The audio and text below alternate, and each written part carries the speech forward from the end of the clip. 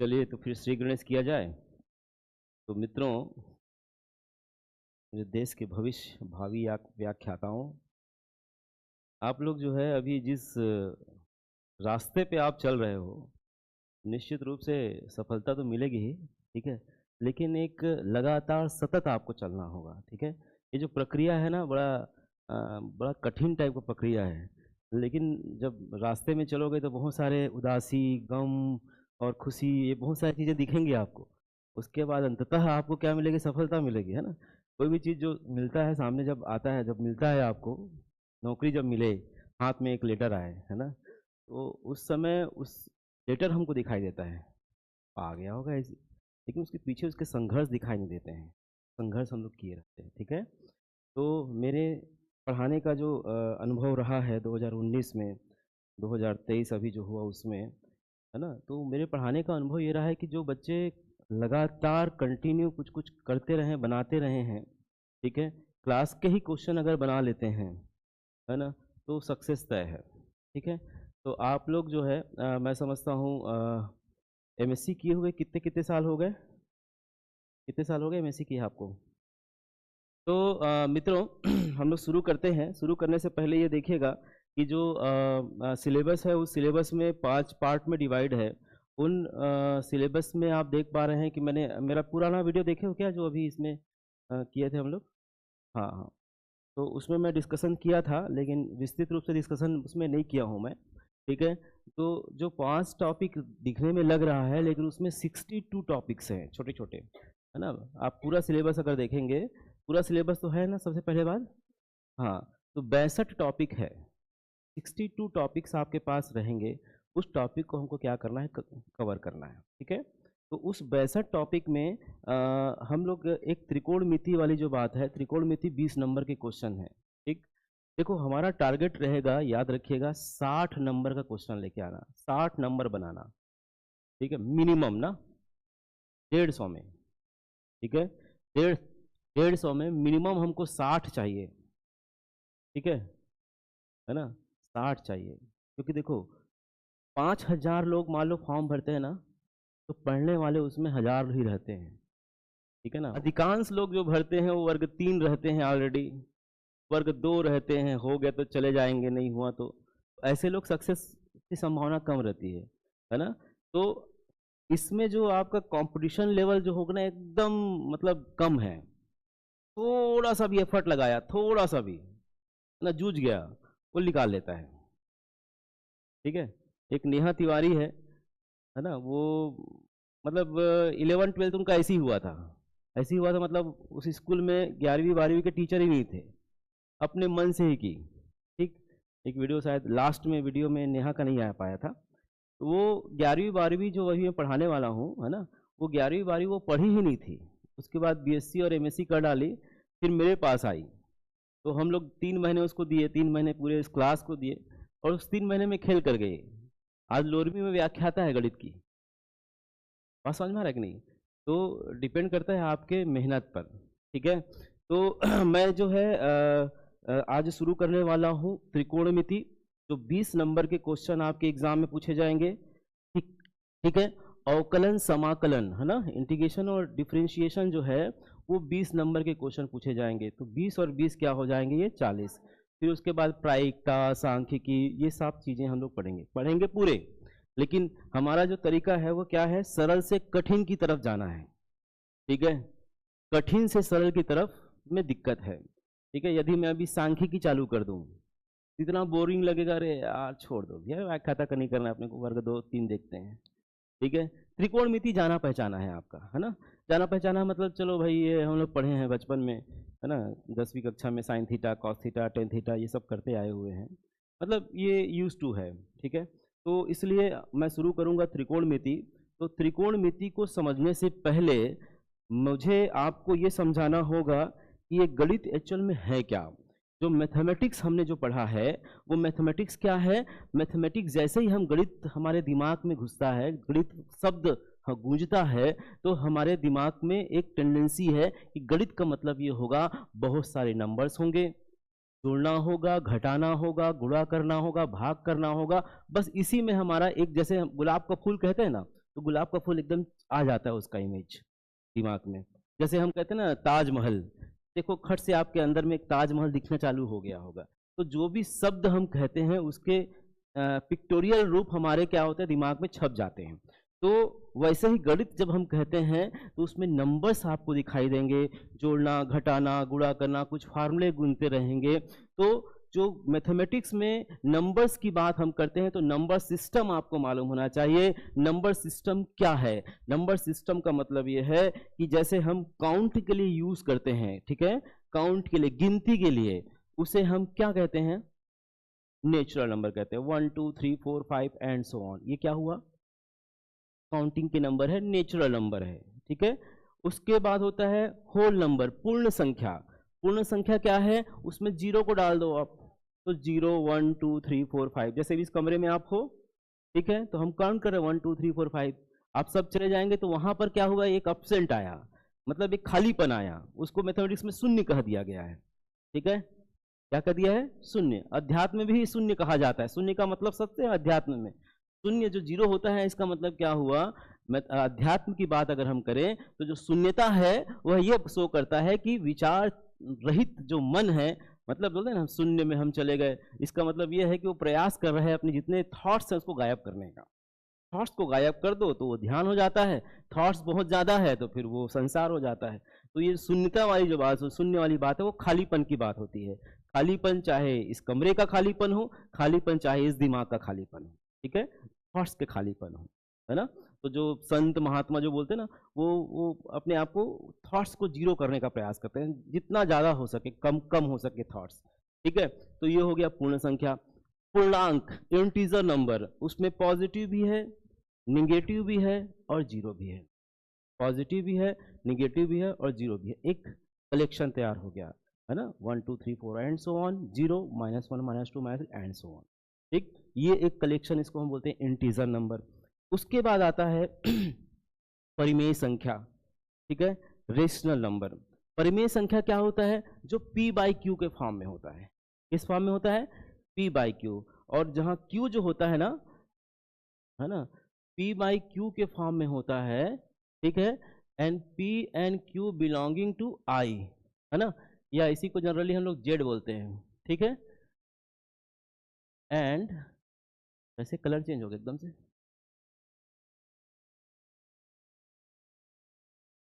q is not equal to 0, ये condition हुआ, ठीक है। p/q के फॉर्म में रहता है और pq बिलोंगिंग टू i और z, हम z भी कह सकते हैं, उसको i भी कहते हैं। एंड इसको मत देखना, ठीक है, मिटाने का क्या है, अभी इसमें नए है भाई ना, थोड़ा सा यूज टू नहीं हुए हैं, ठीक है। हम तो पुराने बोर्ड वाले हैं, है ना, पुराने जो बोर्ड है ना उसमें हम काम करते थे फिर नया नया कहानी बना दी। ये क्या हो गया, इसमें कुछ गड़बड़ हो गया क्या?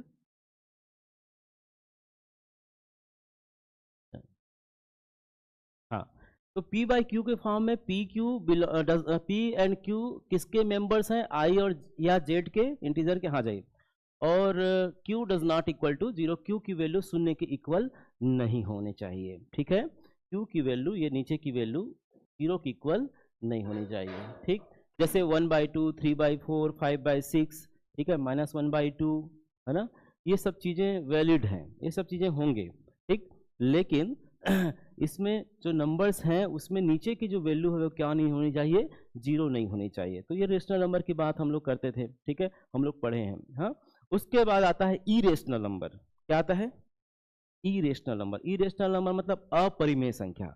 अपरिमेय संख्या मतलब जो परिमेय नहीं है। परिमेय नहीं है का मतलब थोड़ा समझिएगा, जो अशांत प्रकृति के नंबर होते हैं, ठीक है, नक्सलाइट टाइप के, है ना। नक्सलाइट टाइप के मतलब क्या हुआ? वो कभी शांत ही नहीं है, कभी इस जंगल से कभी उस जंगल, उस जंगल से इस जंगल, बस यही काम है उनका, ठीक है ना भाई।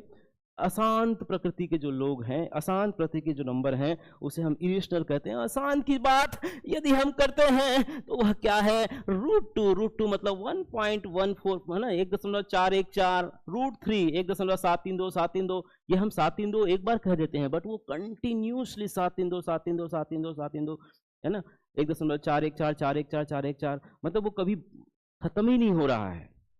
तो एक बाउंड्री में 3 डिजिट को लेके पॉइंट के बाद हम उसको दे देते हैं भाई इसकी वैल्यू ये है, ठीक है, लेकिन वो कंटिन्यू चलते रहता है, कंटिन्यू सतत अनंत तक वो पॉइंट के बाद चलता रहता है, डिवाइड करते जाओ वही मिलते जाएगा।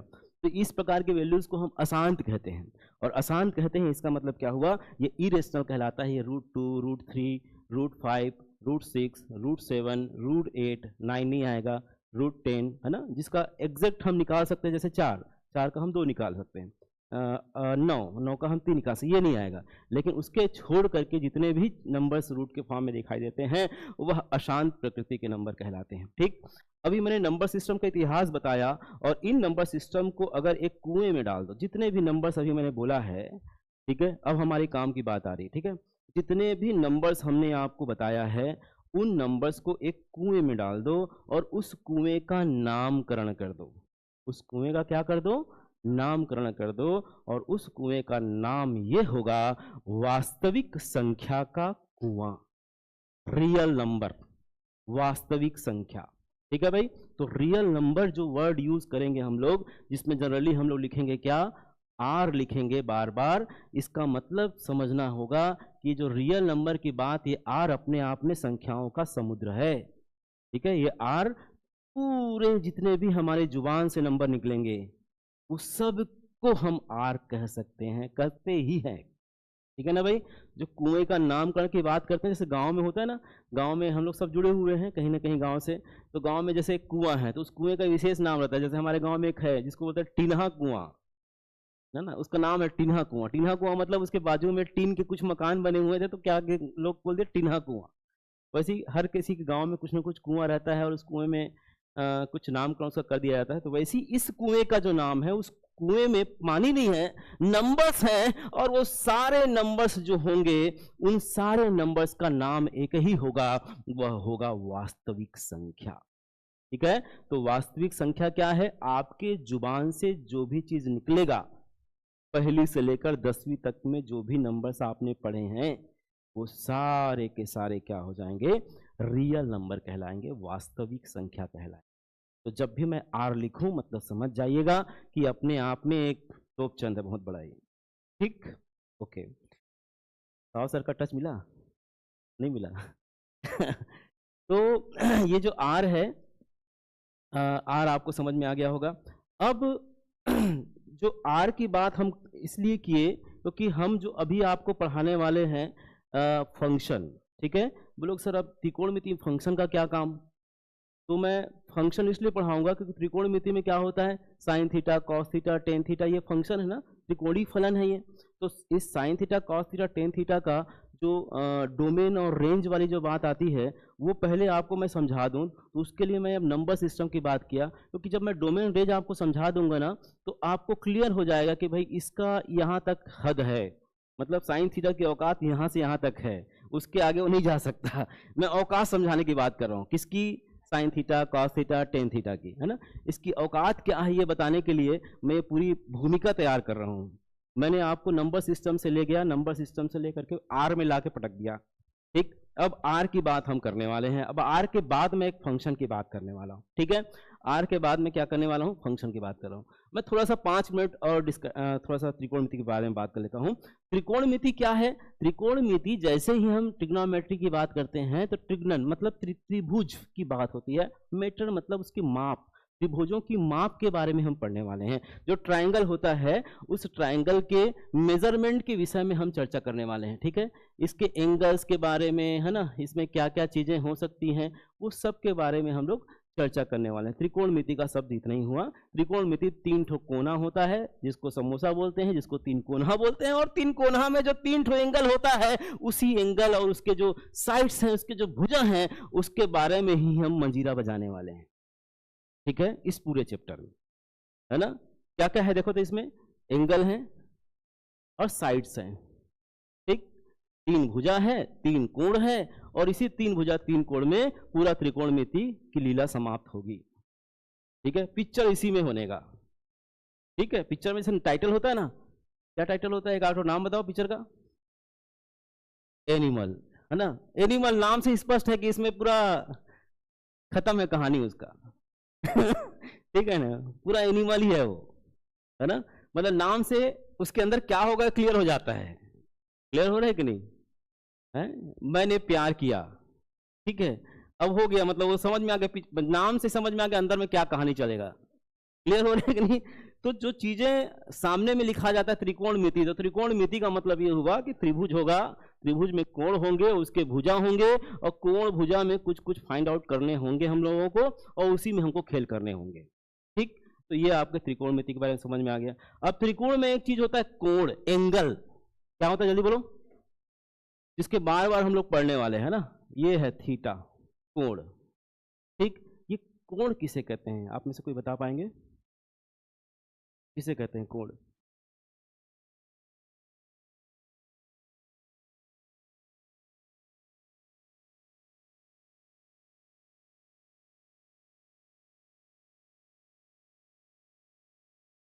हाँ, सही जा रहे हो। किसी भी रेखाओं के बीच के, अच्छा, ओके, सही जा रहे हो आप। तो और थोड़ा सा मैं पॉलिश कर देता हूँ। देखो ये है फिक्स्ड एक्सिस। क्या है? फिक्स्ड है, मतलब अपनी जगह से हिलेगा नहीं। फिर से बोलो, अपने जगह से हिलेगा नहीं। ये है मूवेबल एक्सिस, है ना, मूव करेगा, अशांत टाइप का है, ये घूमते रहेगा।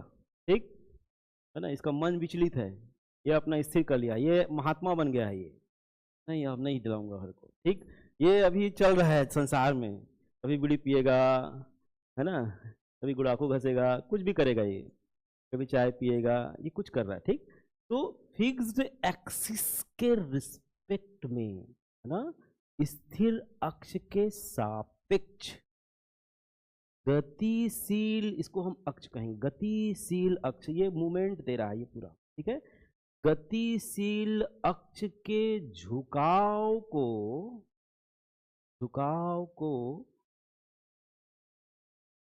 ठीक है, याद रखिएगा। अभी आप व्याख्याता बन चुके हो, आपको जाके बच्चों को पढ़ाना है, तो मैं वो ट्रेनिंग भी देना चालू कर दिया हूं, याद रखिएगा, मैं वो ट्रेनिंग देना चालू कर दिया आपको पढ़ाना कैसे है, ये ट्रेनिंग दे रहा हूं मैं अभी। अब भाई व्याख्याता कब बन रहे हो, मतलब व्याख्याता बन गया, अब नहीं जाके कुर्सी में बैठा थोड़ी है भाई, वहां पे तो आपको 11वीं बच्चों को पढ़ाना पड़ेगा, वैसे पढ़ाना पड़ेगा कि हाँ हम है शेर ऐसा वाला, है ना, नहीं तो फिर वो इज्जत नहीं करेंगे बच्चे जो है।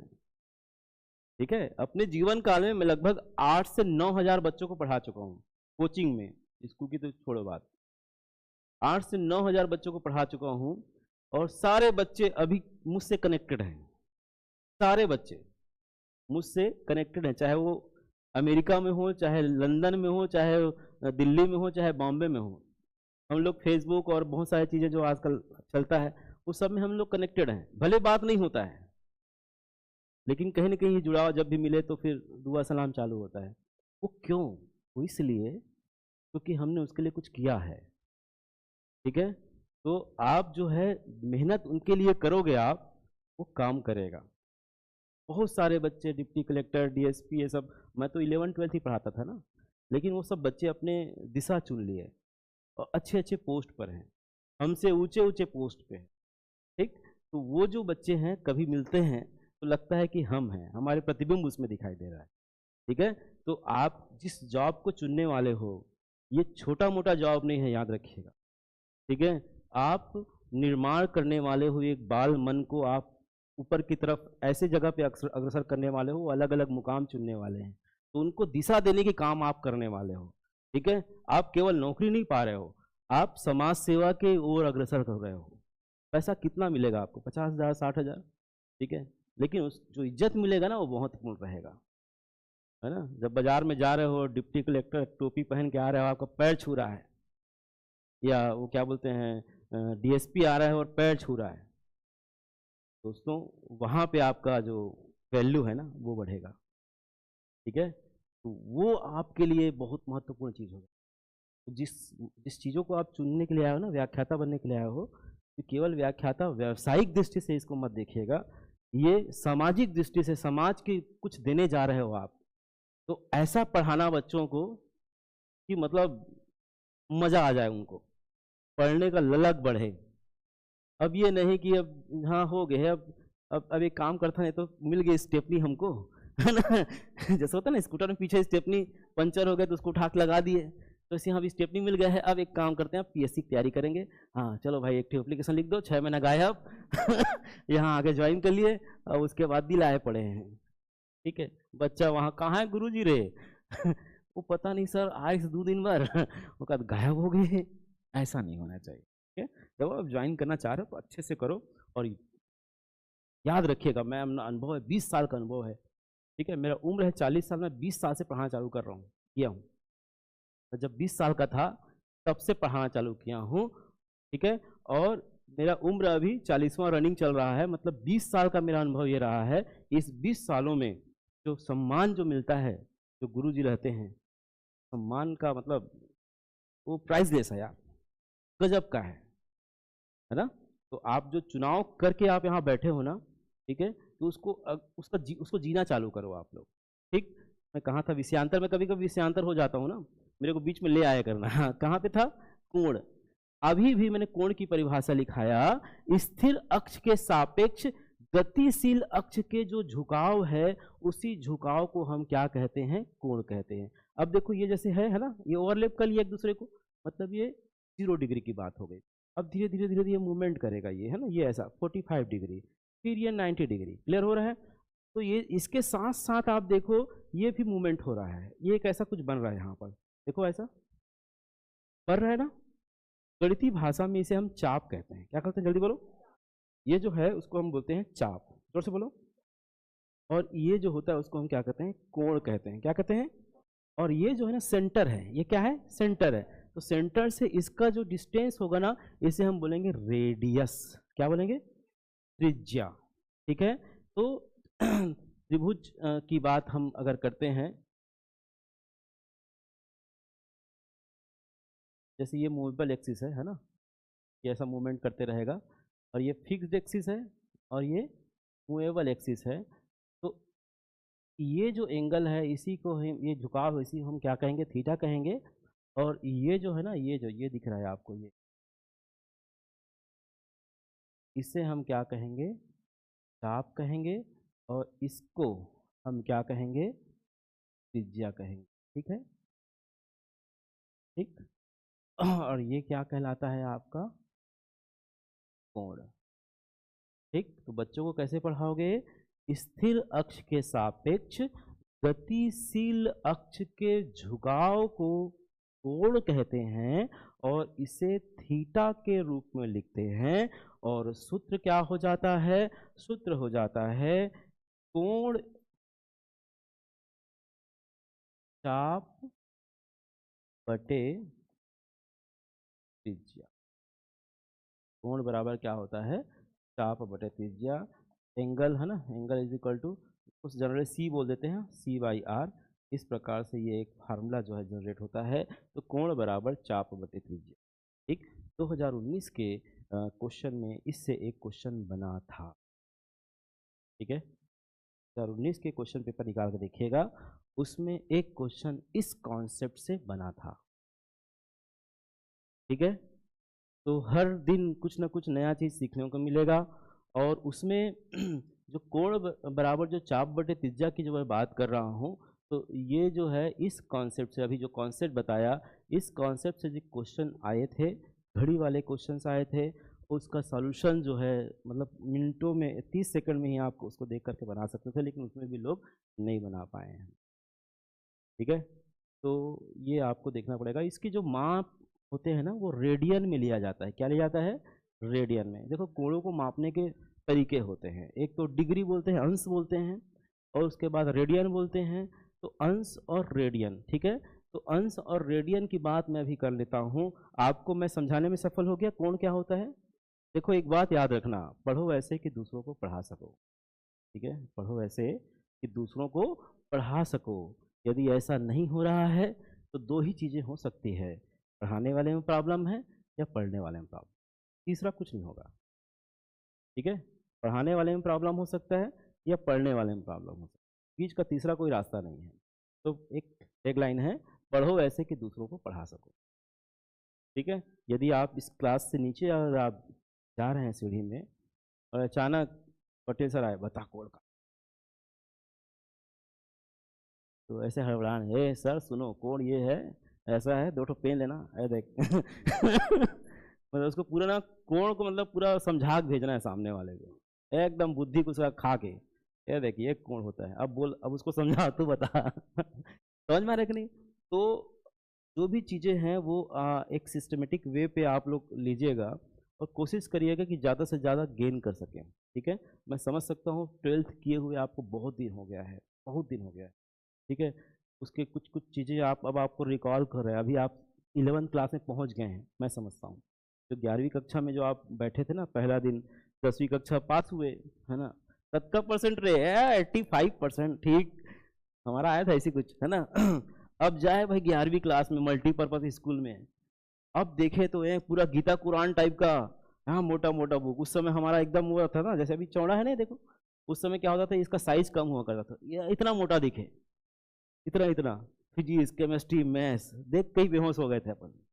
मतलब वो तो एक हफ्ता हम समझ ही नहीं आता कि हम क्या करें। अब दोस्ती यारी के चक्कर में ले लिए थे मैथ्स, तो वो जो वो बड़ी बड़ी मोटी मोटी बुक जो है ना वो देख करके हम चकरा गए थे। फिर धीरे से कुछ लोग समझाए, एक काम करना ट्यूशन चल देना भाई, हाँ ट्यूशन जाके देखे तो वहाँ पे ऐसे कुछ कुछ गुरुजी मिल गए जो अच्छे से समझाना चालू किए, तब इंटरेस्ट आया। उस समय गुरुजी ठीक नहीं मिलते तो फिर नमस्ते है। ठीक है, आपको बता दूं गणित में 7वीं में 100 में 4 नंबर पाया था, ये जो काया खड़े हैं ना यहाँ पे, 7वीं कक्षा में गणित में 100 में कितने नंबर, सप्लीमेंट्री आया था मैं, और हिंदी में। ठीक है, 2 ठो पेपर में मैं सप्लीमेंट्री आया था, है ना। अब उस सप्लीमेंट्री में 100 में 4 नंबर अगर नहीं पाता तो आज मैं यहाँ नहीं होता। तो 100 में जो 4 नंबर पाया था तो घर वाले, आस पड़ोस, जो कुटाई मतलब शब्दों से, ये 4 नंबर करता क्या है, वो जो पड़ा ना दिमाग में प्रेशर, अरे नहीं यार अभी इसमें कुछ करना है। एक बीज, एक बीज तैयार हुआ और गणित के क्षेत्र में अपन नाम रोशन करना चालू कर दिए। ठीक है, तो कुल मिला के जो भी घटनाएं आपके साथ जीवन में घटती है ना वो शुभ होता है, इस बात को याद रखिएगा। ठीक है, चाहे अच्छी हो चाहे बुरी हो। शुरू में लगेगा अरे यार मेरे साथ बहुत गलत हो गया, उस समय लगता था अरे 100 में 4 यार, मतलब इतना गया बीता हूं मैं, है ना। लेकिन नहीं, जब तक वो नहीं आता तो आज मैं नहीं होता। एमएससी के यहाँ मोटा मोटा बुक नहीं पढ़ता मैं। ठीक, 100 में 4 नंबर पाने वाला बच्चा या तो वो सीधा सीधा आर्ट्स की तरफ, है ना, इतिहास रचते रहता। है, मुगल काल, ये काल वो काल चलते रहता। तो ये जो है ना चीजें जो आपके साथ घटती है वो शुभ होता है। तो मैं कहाँ पे था, मैं था कोण बराबर चाप बटे त्रिज्या में था। ठीक है, तो कोणों को मापने के लिए जैसे है ना लेंथ नापते ना इस घर का कितना फीट है कितना है, वैसी कोण का भी मेजरमेंट किया जाता है। तो मेजरमेंट करने के लिए जनरली हम लोग यूज करते हैं डिग्री का और रेडियन का। जैसे मैं 30 डिग्री की बात करता हूँ, है ना, 30 डिग्री की बात करता हूँ, तो 30 डिग्री है। ठीक है, इसी को अगर रेडियन में कन्वर्ट करना चाहेंगे तो वो होता है पाई के फॉर्मेट में आएगा। इसके फॉर्मेट में आएगा, पाई के फॉर्मेट में ना। तो 30 डिग्री का रेडियन में, रेडियन में जो मान होंगे वह क्या होंगे,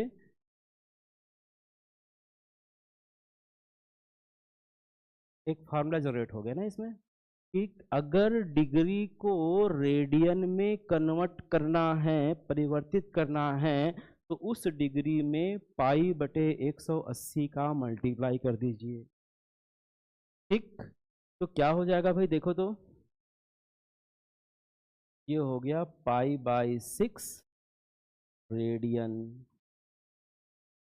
क्लियर, मतलब 30 डिग्री जो है तो हम ऐसा भी लिख सकते हैं रेडियन के फॉर्म में। ये हो गया आपका पहला पॉइंट। ठीक, दूसरा पॉइंट ये है पाई बाई 2 को, है ना, अंश में मान क्या हो जाएंगे, pi by 2 into 180 by pi. क्या निष्कर्ष निकला देखो ध्यान से। ठीक है, अपोजिट हुआ ना इसका, तो ये पाई और पाई कैंसिल हो जाएगा और कितना हो जाएगा 90 डिग्री, है ना, ये सब डिग्री में चले जाएंगे फिर। तो दो चीज़ें आपको समझने को मिली कि अगर डिग्री को रेडियन में परिवर्तित करना है तो उस डिग्री के मान में पाई बटे 180 का गुणा किया जाता है। अगर रेडियन को डिग्री में कन्वर्ट करना है तो उसका अपोजिट 180 बटे पाई का हम क्या करते हैं, मल्टीप्लाई करते हैं, तो वो डिग्री से रेडियन में, रेडियन से डिग्री में कन्वर्ट हो जाता है। ठीक है, तो ये डिग्री और रेडियन वाली कॉन्सेप्ट आपको मैं समझता हूँ समझ में आ गया होगा। इसके बाद इसमें बहुत सारे क्वेश्चंस दिखते हैं, लेकिन इसको आपको बनाने की आवश्यकता नहीं है। मैं कोशिश करूंगा कि आपको 11 की कुछ चीज़ें समझाना चालू करूँ। कॉन्सेप्ट जरूरी है, क्वेश्चन तो बनते रहेंगे, ठीक है, लेकिन कॉन्सेप्ट जरूरी है। तो ये डिग्री और रेडियन के बारे में मैंने आपको बता दिया। मैं इसके बाद कल की क्लास में बाकी चीज़ें क्लियर करूँगा। मैं पहले डोमेन रेंज समझा देता हूँ क्योंकि जो मैं बताया था, ठीक है। तो कोण क्या होता है ने बता दिया, कोण में परिभाषा क्या होता है बता दिया। अब उसमें चूंकि त्रिकोणमिति पढ़ रहे हैं तो त्रिकोणमिति में बार बार sine theta, cos theta, tan theta ये सब चीज़ें हम लोग पढ़ेंगे, तो उसकी औकात क्या क्या है ये पहले बताना जरूरी है, ठीक है। उसके बाद फिर हम क्वेश्चंस लेंगे, बहुत सारे क्वेश्चंस है इसमें, है ना। तो जो sine theta, cos theta, tan theta, sec, cot और कॉसेक, ये जो 6 जो चीज़ें हैं, है ना, 3 और 3 उसका अपोजिट, ठीक है। ये 6 बांगड़ुओं को ही हमको क्या करना है, नचवाना है इसमें त्रिकोणमिति में, ठीक है। अब ये देखिए, अब मैं उसको समझाने के लिए आपको फंक्शन समझा रहा हूँ। हालांकि फंक्शन एक अपने आप में टॉपिक है, ठीक है, लेकिन मुझे एक बार थोड़ा सा फंक्शन को रिकॉल कर देता हूँ। उसके बाद मैं उसके डोमेन क्या होते समझा देता हूँ, रेंज क्या होते समझाता हूँ। याद रखिएगा, ये डोमेन और रेंज से क्वेश्चन बनते हैं ना, डोमेन और रेंज से क्वेश्चन बनते हैं। ये अभी जो बताया हूँ इससे क्या क्वेश्चन, किस टाइप के क्वेश्चन आते हैं, ये भी मैं आखिरी में बता दूंगा आपको, पहले से समझा देता हूँ। तो डोमेन और रेंज से क्वेश्चन बनते हैं। फंक्शंस में वो जो डोमेन रेंज ही आता है। और अभी ये जो कोण बराबर 4 बटे त्रिज्या बताया, जिसमें घड़ी की सुई वाले कुछ क्वेश्चंस आते हैं, है ना, घड़ी अगर 4:20 में है तो क्या एंगल बनेगा, इस टाइप के क्वेश्चन आपके एग्जाम में आया था, ठीक है। ये इसी कॉन्सेप्ट पे आधारित है। क्लियर हो रहा है? तो मैं क्या है अभी त्रिकोण वो पढ़ा लेता हूँ, उसके बाद फिर इसमें से क्वेश्चंस लूंगा, ठीक। अब बात करते हैं, जब आप फंक्शन पढ़े होगे, आप कक्षा 11वीं में, है ना, फंक्शन पढ़े होगे, फलन जिसको बोलते हैं, फलन क्या होता है?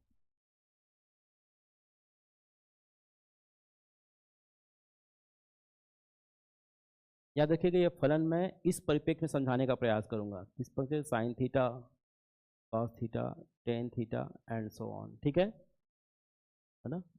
फलन, फलन किसे कहते हैं, कोई बताएगा? आप जाना पहचान लग रहे हो मेरे को यार, कहाँ मिले अपन हैं?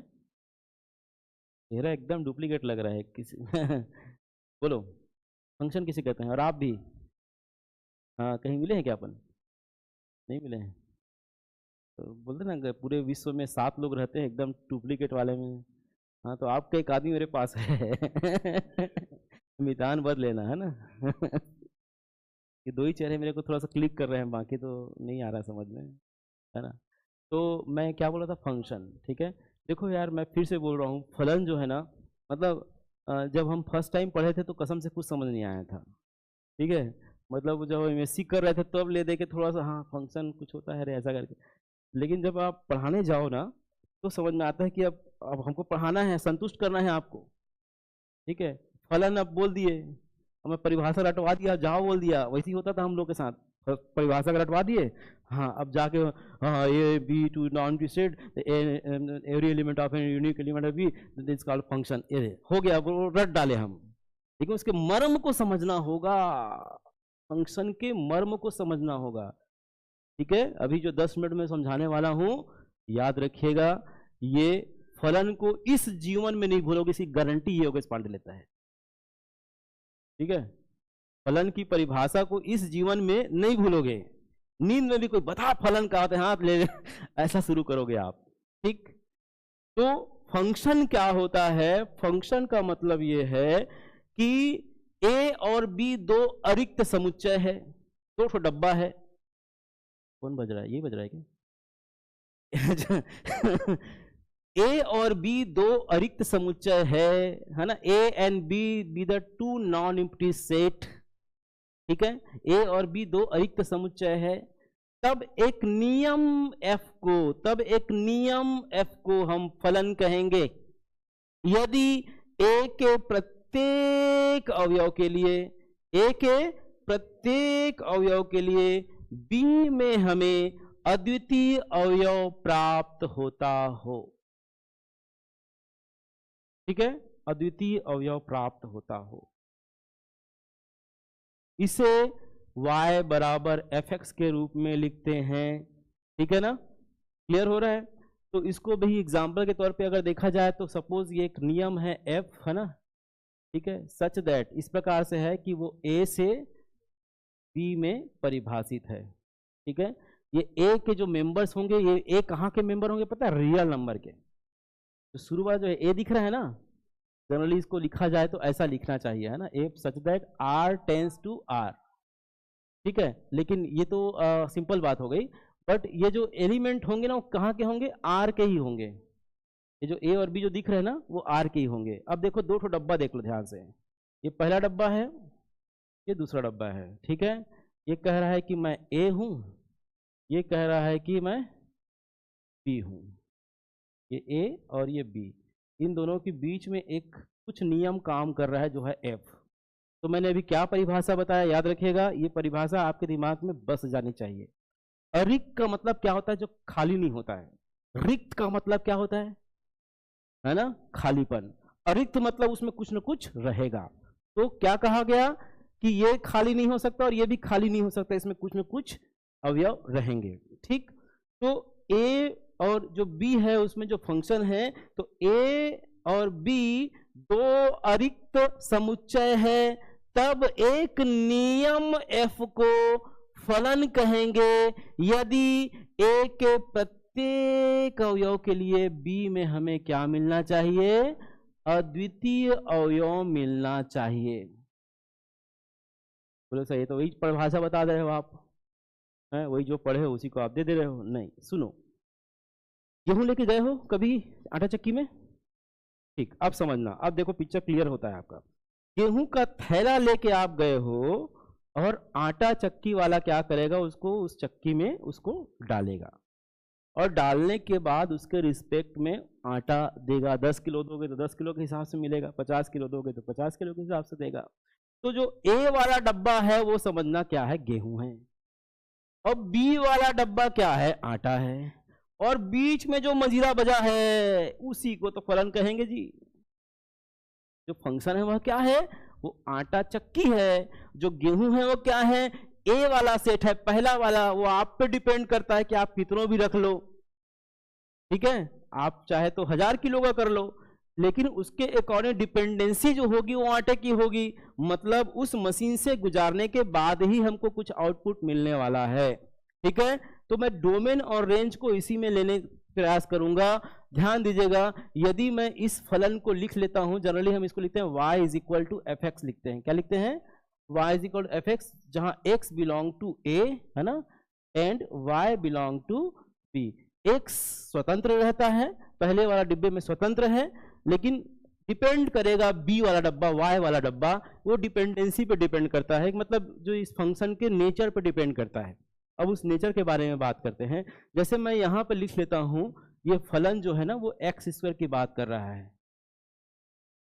ठीक है, ये मशीन क्या कह रहा है? एक्स स्क्वायर कह रहा है। मशीन क्या कह रहा है? X square. मतलब मशीन अपने आप में एक क्वालिटी रखता है कि जो भी चीज आएगा उसको मैं वर्ग करूंगा, जो भी चीज मेरे से गुजरेगा उसको मैं वर्ग करके दूंगा। किसको? वाई वाले डब्बे को, बी वाले डब्बे को। ठीक, अब देखो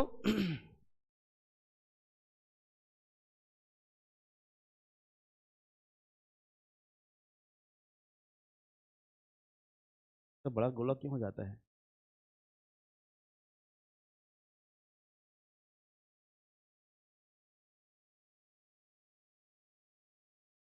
ये देखो, जैसे मैं यहाँ पे 1 लेता हूँ, क्या लेता हूँ? तो 1 को जैसे ही मैं इस x में गुजारता हूँ तो ये 1 का वर्ग मतलब क्या हो जाएगा? 1। 2 का स्क्वायर मतलब क्या हो जाएगा? 4। 5 का स्क्वायर मतलब क्या हो जाएगा? -2 का मतलब क्या हो जाएगा? 4। -5 का मतलब क्या हो जाएगा? 25। क्लियर हो रहा है? इसमें कुछ कुछ चीजें मिलती जा रही है आपको। ये तो हम आर उड़ेल सकते हैं ना, आर याद आया? आर क्या है? आर, ठीक है, जो बोलोगे वो सब ले सकते हैं। पूरा का पूरा आर इसमें डाल सकते हैं, याद रखिएगा, पूरा का पूरा आर। ठीक, पॉजिटिव भी डाल सकते हैं, निगेटिव भी डाल सकते हैं, p/q फॉर्म डाल सकते हैं, आसान टाइप के नंबर डाल, सारा चीज डाल सकते हैं। और उसके अकॉर्डिंग यहाँ बी में हमको कुछ एलिमेंट मिलेंगे, वो डिपेंड करेगा बीच में क्या रूल असाइन किया गया है। अब मैं डोमेन और रेंज की बात कर रहा हूं। डोमेन का मतलब ए वाले पहले वाले डब्बे में जो आप रख सकते हो वह डोमेन कहलाता है। मतलब वो गेहूं का थैला, तो गेहूं का कलेक्शन होगा, वह क्या कहलाएगा? डोमेन। तो इसका जो डोमेन होगा वह क्या होगा जी? इसका डोमेन हो जाएगा आर, वास्तविक संख्याओं का संग्रह, समुच्चय। ठीक, पूरा का पूरा आर उस कुएं में उड़ेल सकते हैं, ठीक, ए वाले डब्बे में। लेकिन जब हम इस आर के एलिमेंट को रखते जा रहे हैं तो इसमें जो एलिमेंट मिलते जा रहा है, इसमें कुछ प्रॉपर्टीज होंगे, कुछ गुण होंगे, खास गुण होंगे। उस खास गुण को आपको जज करना होगा। जैसे इसमें नंबर्स तो सभी मिल रहे हैं, 0 रखोगे 0 मिलेगा, मिल रहा है कि नहीं? पॉजिटिव रख रहे हैं तो पॉजिटिव मिल रहा है, और निगेटिव रख रहे हैं तो भी क्या मिल रहा है जी? इसका मतलब इसका जो रेंज होगा वह क्या होगा जी? आर प्लस होगा। आर प्लस का मतलब धनात्मक वास्तविक संख्याओं का समुच्चय। तो डोमेन क्या हुआ समझ में आ गया होगा, रेंज क्या होता है समझ में आ गया होगा। डोमेन जो है पहले डिब्बे में जो भी आ जाए, और रेंज जो है वह क्या है? उसके अकॉर्डिंग जो हमको मिलता है, उसकी कुछ खास क्वालिटी होती है। ठीक, इस फंक्शन में आप देखो, अगर इसी फंक्शन को हम क्या कर दें? चेंज कर दें। इस फंक्शन को हम चेंज कर देते हैं। फंक्शन को मैंने चेंज कर दिया क्या? 1/x, है ना भाई? क्या कर दिया देखो तो, 1/x। ठीक, 1 लेंगे तो क्या मिलेगा? 1, 2 लेंगे तो क्या मिलेगा? 3 लेंगे तो क्या मिलेगा? क्लियर हो रहा है? ये सारा चीज मिल रहा है आपको। ठीक, लेकिन इस ए में तो हम आर लिख सकते हैं ना पूरा का पूरा। जैसे ही आप यहाँ 0 लिखोगे, ये मशीन बोलेगा मैं नहीं काम करने वाला, ई ना चलवे। ठीक, गेहूं लेके गए हो, उसमें 1 पाव का पत्थर भी है गेहूं के कलर का। ठीक है, अब लेके गए हो, मस्त आटा पिसवाना है करके। अब वो क्या किया, वो गेहूं वाला जो है पीसने वाला, वो अपने उसमें डाला मशीन में, तो गेहूं को सब निकाल दिया पूरा वो आटा के रूप में। और वो पत्थर, एक पाव वाला पत्थर जो है, 250 ग्राम वाला पत्थर, वो खड़खड़ खड़खड़ चालू कर दिया। वो खड़खड़ खड़खड़ वो ले जा ही नहीं रहे अंदर। तो मशीन बोल रहा है ये नहीं चल बे, ये नहीं ले सकता मैं, ये मेरे को अंदर को खराब कर देगा भैया, ये नहीं चलने वाला है। ठीक, तो मशीन क्या किया, इस 0 को लेने से क्या कर दिया? इनकार कर दिया। मैथमेटिक्स में किसी भी नंबर को 0 से डिवाइड अगर आप करते हैं तो अपरिभाषित शब्द यूज किया गया है, जिसी को हम इंफिनिटिव बोलते हैं, डमरू बोलते हैं। याद आया? अनंत, अपरिभाषित। ठीक है, तो किसी भी वैल्यू को 0 से अगर आप डिवाइड करते हैं तो उस परिप्रेक्ष्य में जो नंबर्स होंगे वह क्या होंगे? उसको अपरिभाषित के रूप में श्रेणी में दिया गया, अनंत के रूप में दिया गया। तो अब क्या हुआ? अब ये हुआ कि इसमें हम सारे मान तो रख लेंगे। अब क्या करोगे आप? अब पता चल गया कि इसमें पत्थर है, तो आप क्या करोगे? आप उसको हटा दोगे। ये तो काम करोगे ना। आपको क्या, सिंपल सी बात है। वो मशीन बोलेगा नहीं ले रहा हूँ, हाँ ठीक है भाई ला दे, बात समझ में आएगी नहीं? तो उस पत्थर को उठा के क्या करोगे? बाहर फेंक दोगे। वैसे ही फंक्शन में भी डोमेन के जो अवयव को ग्रहण नहीं करने वाले, जो फलन ग्रहण नहीं कर सकता, उसको उस घर से निकाल के बाहर ही कर दो। इसका डोमेन क्या हो जाएगा? इसका जो डोमेन हो जाएगा, इसका डोमेन हो जाएगा R माइनस,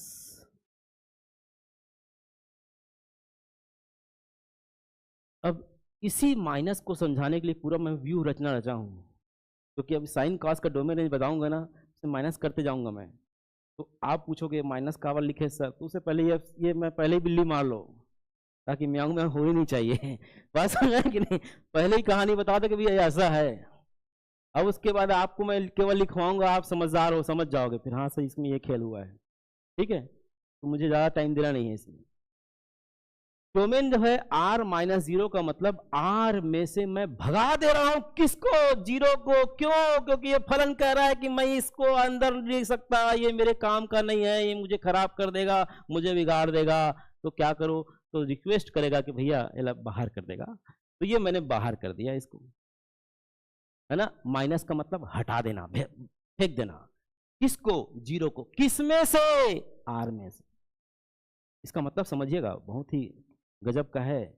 आर मतलब आर नामक कुआं है, समुद्र है नंबर का, उसमें से 0 को उठा के मैं फेंक दे रहा हूं, हटा दे रहा हूं।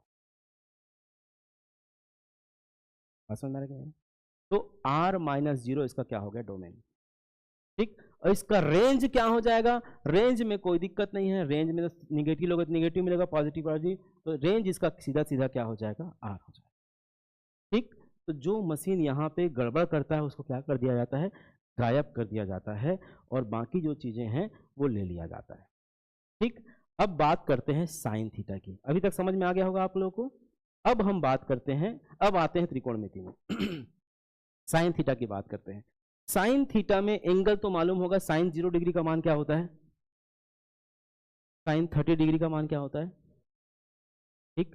साइन 45 की वैल्यू, साइन 60 की वैल्यू √3/2, साइन 90 की वैल्यू, क्लियर है। कॉस 0 की वैल्यू अपोजिट हो जाता है, 1 हो जाएगा, है ना। कॉस 30 डिग्री की वैल्यू, कॉस 45 सेम होता है 1/√2। कॉस 60 क्या हो जाएगा? कॉस 90 क्या हो जाएगा? और 10 उसको डिवाइड करते जाओ तो 10 की वैल्यू मिल जाएगी। ठीक है, ये बेसिक है, उसके बाद फिर आपको जानने की आवश्यकता नहीं है। ठीक, ये 3 चीज़ें आप बेसिक है आपकी, है ना। तो ये तीनों चीज़ें आपको मालूम होनी चाहिए। ठीक, सामान्य जानकारी। उसके बाद की कहानी आप अपने आप निकाल लोगे, याद नहीं है तो भी कोई दिक्कत नहीं है। अब कोई पूछे साइन 240 का मान क्या होता है ना, तो आप 240 याद रखने की आवश्यकता नहीं, उसको तोड़ ताड़ के बराबर कर दो, 90 के बीच आप ले आओ, आंसर ले आओ। ठीक है, उसकी कहानी मैं बताऊंगा कि वो 48 जो फार्मूले हैं वो चुटकियों में आप बना लोगे, रटने की आवश्यकता नहीं है। ठीक है, 48 फार्मूले कौन सा याद है? Sine 180 minus theta, 360 minus theta, ये आप ऐसे ही याद कर लोगे, है ना। केवल 2 पॉइंट याद रखना पड़ेगा उसमें, और खट से आप बना सकते हैं। ठीक, तो मैं अभी कहाँ था? साइन थीटा के बारे में बात कर रहा था। इधर देखो भाई, अब हम फंक्शन त्रिकोणमिति फलन की बात करते हैं, साइन थीटा की बात करते हैं। किसकी बात करते हैं? Sine theta. साइन थीटा के डोमेन और रेंज के बारे में बात करते हैं। साइन थीटा के डोमेन और रेंज की बात करते हैं। यहाँ पर ये ए है समझो, ये बी है, और फंक्शन जो है यहाँ पर क्या है? साइन थीटा है या साइन एक्स है। तो यहाँ पर जब हम एंगल लेना चालू करते हैं तो 0 डिग्री में क्या मिलता है? 0। 30 डिग्री में क्या मिल जाता है? साइन 30 का मान 1/2, है ना। साइन 45 की वैल्यू क्या मिल जाएगा? 1/√2। साइन 60 डिग्री की वैल्यू √3/2, है ना। 90 डिग्री की वैल्यू 1। ठीक है, अब इसी को निगेटिव में लेंगे तो यहाँ पे निगेटिव एलिमेंट, क्योंकि sine minus theta minus sine theta होता है, मालूम है आप लोगों को। हाँ तो आप यहाँ को पॉजिटिव एलिमेंट में पॉजिटिव मिल रहा है, निगेटिव यहाँ लेंगे तो यहाँ पे निगेटिव जस का तस मिल जाएगा। ठीक, -1/√3 माइनस, है ना, ये सब मिल जाएगा। कुछ भी एंगल लो आप यहाँ पे ना, आप यहाँ पे 1,00,000 डिग्री भी ले सकते हो। ठीक है, 1 करोड़ डिग्री भी ले सकते हो, -1 करोड़ डिग्री भी ले सकते हो। बस उसको क्या करना पड़ेगा? 1 करोड़ को 360 बार, 360 को कितने बार घुमाना है वो आप देख लेना, और उसके करीब करीब कौन पहुंच रहा है वही एंगल आपका काम का होगा। ठीक है, तो इसमें मैं पूरा का पूरा क्या उड़ेल सकता हूं जी? आर। पहले वाले डब्बे में क्या उड़ेल सकता हूं? आर, है ना भाई। -1 डिग्री भी तो होगा, 1.0 डिग्री भी तो होगा, होगा। ये तो हमने गणितीय रूप को सॉल्व करने के लिए क्वेश्चन को ये हमने एक तैयार कर लिया। 0 डिग्री, 30 डिग्री, 45 डिग्री, ये सब हम लोग यूज करते हैं। लेकिन 15 डिग्री भी तो होगा, 1 डिग्री भी तो होगा, 2 डिग्री, उसकी भी तो कुछ वैल्यू होंगे, नहीं होंगे? होंगे ना, -1 डिग्री के भी होंगे। तो इस वाले डब्बे में मैं पूरा का पूरा आर ले सकता हूं। इसका मतलब क्या हुआ? इसका मतलब इसका जो डोमेन होगा वह क्या होगा जी? का जो डोमेन होगा वह हो जाएगा आर। डोमेन में कोई दिक्कत? डोमेन तो रियल नंबर हो गया साइन एक्स का। ठीक है, रेंज की बात करते हैं। तो रेंज में क्वालिटी देखनी पड़ेगी आपको। रेंज में क्या क्वालिटी है, इसमें नंबर्स तो बहुत सारे दिखेंगे आपको, बार बार वही नंबर्स रिपीट होते जाएंगे, बहुत सारी चीज़ें होंगी, लेकिन एक खास बात होगी इसमें, और वो खास बात क्या है कि यह मैक्सिमम जो है 1 और मिनिमम -1 की तरफ होगा। यहाँ पे 1 करोड़ डिग्री लो, 2 करोड़ डिग्री लो, लेकिन रिजल्ट उसका अधिकतम कहाँ तक और न्यूनतम कहाँ तक, मतलब साइन थीटा की जो औकात है वो अधिकतम 1 है और न्यूनतम -1, और उसके बीच के एलिमेंट है। ठीक है, ये इंटरवल ध्यान से देखिएगा, इसको बोलते हैं क्लोज इंटरवल। इसका मतलब, इसको अगर आप भाषा में देखें, संख्या रेखा में देखें, तो ये है -1 और ये है +1, तो -1 और +1, ठीक, और इसके बीच के सारे एलिमेंट असंख्य नंबर, याद रखिएगा ना, इसमें ऐसा नहीं है कि 2 ही ठो नंबर है, अनंत नंबर है, अनंत, समझ में आया कि नहीं, अनंत नंबर है, 0.0000000000000 लास्ट में समझ में आ रहा है कि नहीं आ रहा है, वो भी इसके भीतर आएगा। क्लियर हो रहा है कि नहीं? तो ऐसा लग रहा है कि 2 ही तो मान है इसका, रे नहीं, देखन में छोटे लगे घाव करे, वो है छोटा सा -1 इसका जो रेंज है, लेकिन इसके बीच के पूरे खेल आपको देखने पड़ेंगे, पूरे खेल देखने पड़ेंगे, बहुत सारे नंबर है इसमें, अनंत नंबर हैं। सोचो यहाँ पे जो डालोगे उसके लिए यहाँ पे वैल्यू रहेगा, लेकिन वैल्यू क्या होगा, अधिकतम 1, न्यूनतम -1, और उसके बीच के सारे एलिमेंट होंगे। 2 नहीं आएगा, 3 नहीं आएगा, 1.1 नहीं आएगा, क्लियर है कि नहीं? इसके बीच में ही रहेगा, ये कहीं पर भी भागेगा नहीं, इसकी औकात यहीं तक है, 1 से -1। क्लियर? तो इसका जो डोमेन और रेंज आपको समझ में आ गया होगा, किसका, साइन थीटा का। तो यहाँ पर कवर हो रहा है ना, साइन थीटा का जो डोमेन होता है और जो रेंज होता है वो आपको समझ में आ गया होगा। तो रेंज लिख देता हूँ मैं, है ना, डोमेन इसका होगा r और रेंज हो जाएगा -1 और 1। ठीक, ये एग्ज़ाम में आ सकता है, ठीक है, डोमेन और रेंज देखना। शुरू के साइन कॉस थीटा का तो ऐसी है, जब वो सेक और कॉसेक उसमें आओगे ना, तो उसके सीधे सीधे क्वेश्चन बनेंगे, आपको किसी को याद नहीं रहता है, बिल्कुल शामिल है। देखो, जो इंटरवल होते हैं ना, उस इंटरवल को ध्यान से देखना। ये जो इंटरवल होता है, जैसे मैं ऐसा कह रहा हूँ, ठीक है ना, आर रामलाल एंड श्यामलाल, इसका मतलब क्या हुआ कि राम भी शामिल है, श्याम भी शामिल है, और उसके बीच में जो भी लड़कू पेचकू वो सब आ जाएंगे। क्लियर हो रहा है कि नहीं? हाँ, अब अगर मैं इसको ऐसा कह दूं, ये आर और ये एस, तो आर जो है ना वो पिक्चर से गायब हो गया है, खाली है, मतलब पिक्चर से गायब हो गया है। एस जो है ना वो है पिक्चर में, मतलब कुछ मंजीरा बजा सकता है, पूरा बज जाएगा, ये नहीं बजा सकता, इसका मंजीरा छीन लिया गया है। ठीक है, और इसको अगर ऐसा कह दें आर एस, तो ये जो है आर जो है ना, ये आर जो है शामिल है, शामिल है मतलब रहेगा, लेकिन एस नहीं रह पाएगा। ठीक, और इसकी बात अगर करते हैं आर और एस की, इसका मतलब ना आर शामिल है ना एस शामिल है, इसके बीच के सारे मेंबर शामिल रहेंगे। ठीक है, तो ये इंटरवल की बातें हैं, है ना, अंतराल की बातें हैं, कि अंतराल में हम जब कोई भी जब अंतराल की बात हम करते हैं, तो उसमें कौन शामिल है कौन शामिल नहीं है, वो डिसाइड करता है उसका ब्रैकेट। ठीक है, ये क्लोज ब्रैकेट हो गया, ये ओपन ब्रैकेट हो गया। ठीक है, ये semi open, semi close, clear हो रहा है? तो ये इसको भी आपको समझना होगा, है ना, है छोटी छोटी चीज़ें, बहुत बड़ी चीज़ नहीं है, याद रखिएगा।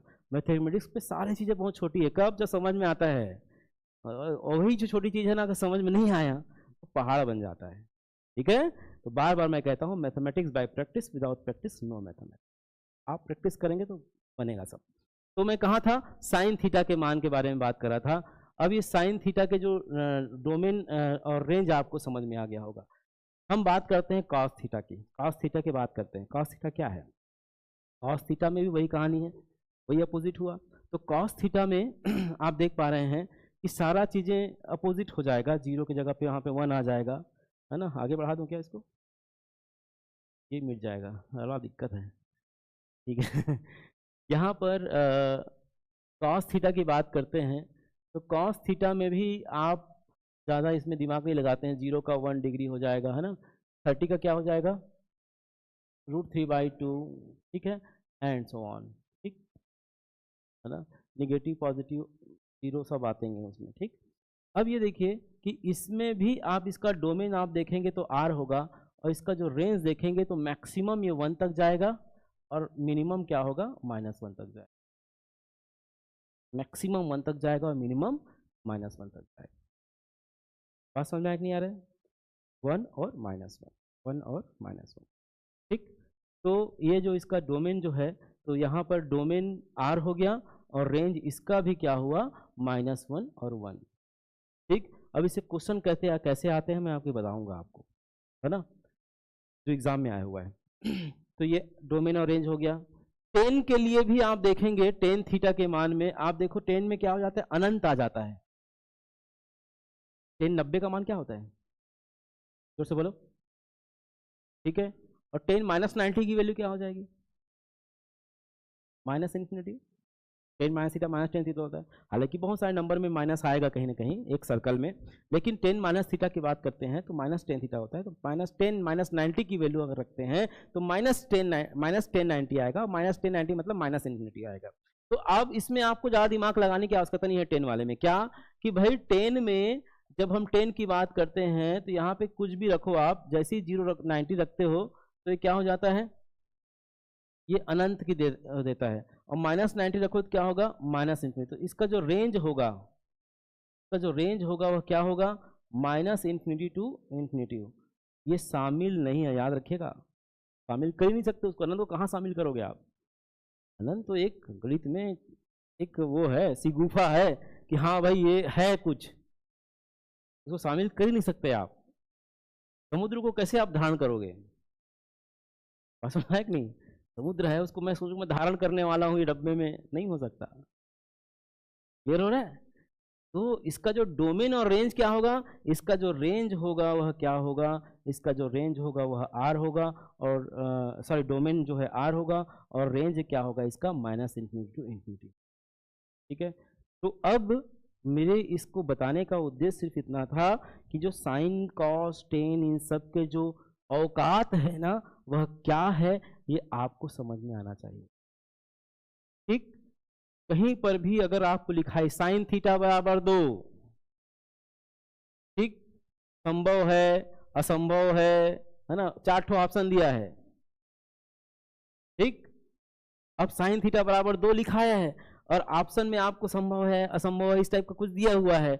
जब तक ये कॉन्सेप्ट आपके पास नहीं रहेगा कि साइन थीटा का औकात ही एक है ये औकात से ज्यादा बात कर रहा है, हो ही नहीं सकता, तो टिक कैसे लगाओगे आप, बात समझ में आया कि नहीं रहे। अगर आप नहीं पढ़े हो, तुक्का वाले में कोई भी लगा दो, साइन थीटा 2 होता है, हाँ होता है, चलो टिक लगा देते हैं, ठीक है।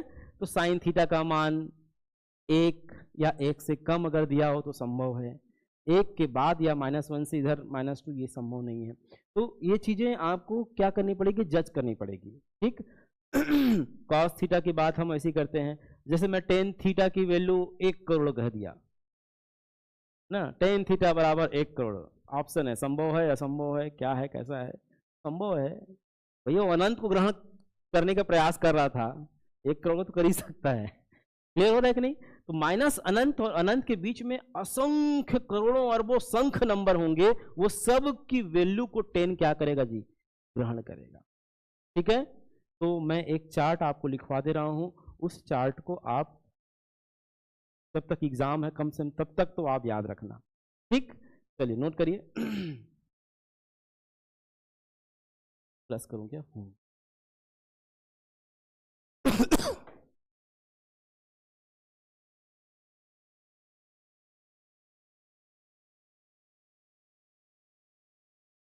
इसके ग्राफ को ही बात करेंगे ना, हाँ। अद्वितीय का मतलब यूनिक, यूनिक का मतलब थोड़ा समझिएगा, जैसे अभी मैं कहा ना, जैसे ये मान लो फलन जो है यहाँ पर 1 हो गया या अचर फलन हो गए, ठीक। यहाँ पे 1 लोगे तो भी k मिलेगा, 2 लोगे तो भी k मिलेगा, 3 लोगे तो भी k मिलेगा, मतलब k तो कॉमन है ना, कहाँ गया, k तो कॉमन है। अब तो समझिएगा अदिति वाली बात कि सर इस 1 के लिए भी k मिल रहा है, इस 2 के लिए भी k मिल रहा है, इस 3 के लिए भी k मिल रहा है। इसका मतलब क्या हुआ, इसका मतलब इधर के सारे अवयव के लिए यहाँ कुछ ना कुछ मिलना चाहिए। या तो 1 1 हो सकता है, इसके फलन जब मैं पढ़ाऊंगा आपको तो बहुत सारे फंक्शन आते हैं, 1 1 फंक्शन, 1 1 ऑन 2 फंक्शन, ठीक है, बहुत सारे फंक्शन आएंगे, उसमें मैं ये सब बताऊंगा। लेकिन क्या हुआ कि अद्वितीय अवयव मतलब केवल इसके लिए कोई एक एलिमेंट होना चाहिए, वो रिपीट हो सकता है, उससे फर्क नहीं पड़ता, लेकिन यहाँ के प्रत्येक अवयव के लिए हमें एक एलिमेंट वहां पर मिलना चाहिए। तो एक एलिमेंट यहाँ क्या मिल रहा है, के मिल रहा है, इसको अद्वितीय बोलेंगे। एक के लिए के मिल रहा है, एक एलिमेंट मिल रहा है, 2 के लिए के मिल रहा है, सेम मिल रहा है, उससे फर्क नहीं पड़ता, अद्वितीय अवयव मिलना चाहिए। क्या मिलना चाहिए, अद्वितीय अवयव यहां पर होना चाहिए। बात समझ में आया कि नहीं आ रहा है? तो ये बातें आपको क्लियर करनी चाहिए कि अद्वितीय ए और बी के 2 अरिक्त समुच्चय, तो ए के प्रत्येक अवयव के लिए बी में हमें अद्वितीय एक एलिमेंट हमको मिलना चाहिए। वो रिपीटेड भी हो चलेगा, उससे फर्क नहीं पड़ता, लेकिन एलिमेंट वहां पे होना चाहिए, अब्सेंट नहीं होना चाहिए, है ना। क्लियर हो रहा है कि नहीं हो रहा है? तो ये अद्वितीय का मतलब ये हुआ, ठीक। मैं कहाँ पे था, चार्ट पे, है ना। तो यहाँ पर जो साइन कॉस जो टेन थीटा की जो बात है, वहाँ पे डोमेन और रेंज की जो बात कर रहे हैं हम लोग, तो उस पर मैं लिखवा देता हूँ, आप इसको नोट कर लीजिएगा। फिर ग्राफ के बारे में भी हम चर्चा करेंगे, ठीक है।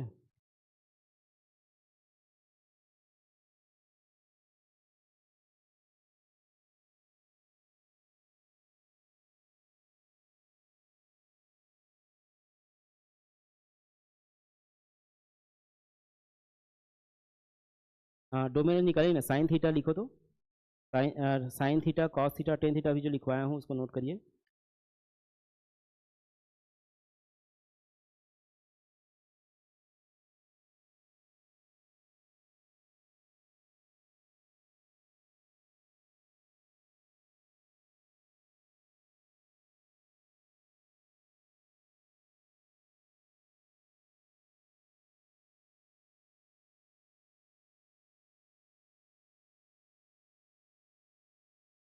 एक चीज में थोड़ा सा गलत बता दिया आप लोगों को ना, थोड़ा देखिएगा,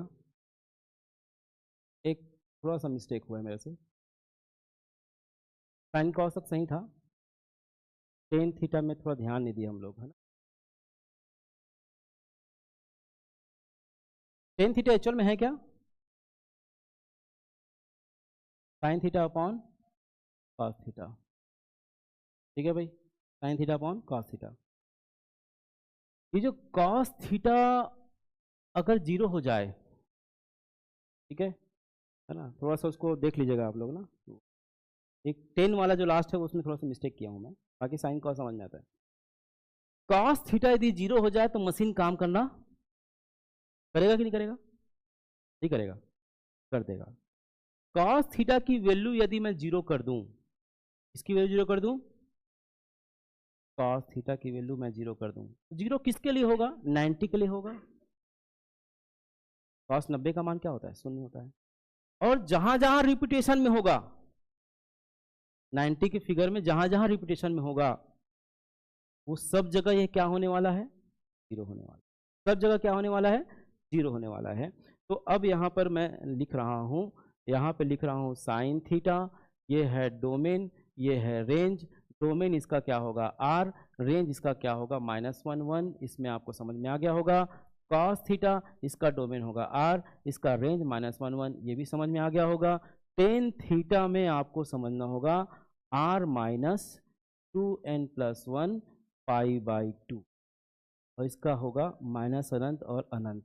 वो लोग सर ये माइनस वाली बात तो आप समझा दिए थे, ठीक है। अब ये 2n+1 π/2 की बात आप कर रहे हैं, जहाँ n जो है ना बिलोंगिंग टू क्या i होगा, n किसके सदस्य होंगे, i के सदस्य होंगे। वही जो चीज़ मुझे बताना था वो मैं स्किप कर गया जल्दबाजी में, तो 1 किलो वाला पत्थर बताया था, वही वाला बात कि टेन थीटा में वो 1 किलो वाला पत्थर कौन सा है, कॉस थीटा का मान 0 होगा, तो मशीन बोलेगा मैं काम नहीं कर पाऊंगा। तो उसके लिए क्या करूंगा कि जो किसके लिए 0 हो रहा है, 90 के लिए 0 हो रहा है। कॉस 90 के लिए देखो ना, जैसे ही 90 रखोगे आप बोलेगा मैं नहीं ले सकता इसको, 90 को ये एक्सेप्ट नहीं कर रहा है, नहीं कर रहा है ना, 90 को नहीं करेगा। एन का मान 0 रखोगे क्या होगा, 90 होगा। 1 रखोगे कितना हो जाएगा, 1 रखोगे तो 3π/2, 3π/2 एंगल जब लिखोगे यहाँ पर 3π/2, 3π/2 मतलब कितना हो जाएगा, 270 डिग्री में भी क्या होगा, वो 0 हो जाएगा। किसका मान, कॉस का मान। तो इसको भी ये कहेगा कि मैं एक्सेप्ट नहीं करने वाला हूं। क्लियर हो रहा है कि नहीं। मतलब इस सीरीज में जो भी एलिमेंट एन के जगह पर 0, 1, 2, 3, -1, -2 ये सब रखते जाओगे, जो भी एंगल आते जाएगा वह एंगल के लिए ये फलन एक्सेप्टेबल नहीं होगा, मान नहीं होगा। तो हमने क्या किया, केवल π/2 नहीं लिखा, हमने केवल π/2 नहीं लिखा, इसका जनरलाइज्ड फॉर्म लिखा, व्यापक हल लिखा। व्यापक हल मतलब n के उन तमाम मानों के लिए जिसके लिए कॉस में वह एंगल 0 देता हो। कॉस 90 0 देगा, कॉस अभी आपने क्या कितना 270 0 देगा। ये सीरीज को बढ़ाते जाओ, है ना, 2 रखोगे तो क्या होगा 5π/2, 3 रखोगे तो क्या होगा 7π/2। ये सब जो मान आपको देखने को मिलेंगे वो सारे मानों के लिए कॉस के जो वैल्यू हैं वह क्या आएगा, 0 आएगा। और हर अगर 0 हो जाए मतलब वो अनएक्सपेक्टेबल, मतलब उसको ग्रहण नहीं करेगा, अर्थात ये मशीन काम करना बंद कर देगा। क्योंकि टेन थीटा का जो मान होता है वो साइन थीटा बटे कॉस थीटा होता है। जो कॉस थीटा है वो के मान 0 नहीं होने चाहिए, कॉस थीटा के मान 0 नहीं होने चाहिए। तो 0 नहीं होने चाहिए, तो नहीं वाली जब बात आती है तो उन नहीं वाले टर्म्स को हमको हटा देना होता है। और वो नहीं वाले टर्म्स कौन कौन से हैं जी, ये हैं। बताओ, जिसके लिए मैं भूमिका तैयार कर रहा था उसी को भूल गया था। मैं पूरा तैयार भूमिका 10 के लिए किया था, साइन कॉस तो ऐसे समझ में आ गया आपको। मैं पूरा जो तैयार भूमिका किया था शुरू में कि एक पत्थर ये वो, मैं 10 के लिए किया था। ठीक है, ये लाइन समझ में आया कि नहीं बताओ मुझे जल्दी से। एक किसी को डाउट है क्या, देख लो भाई, नहीं है ना डाउट तो एक बार रिपीट कर देता हूँ। ध्यान दीजिएगा कि मैं इसको थोड़ा सा गड़बड़ हो गया ना यहाँ पर अब बड़ा हो तो पूरा बड़ा नहीं हो रहा है। हाँ,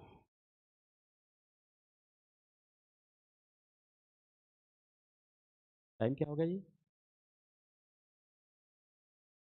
हाँ ठीक है ना। इधर देखो,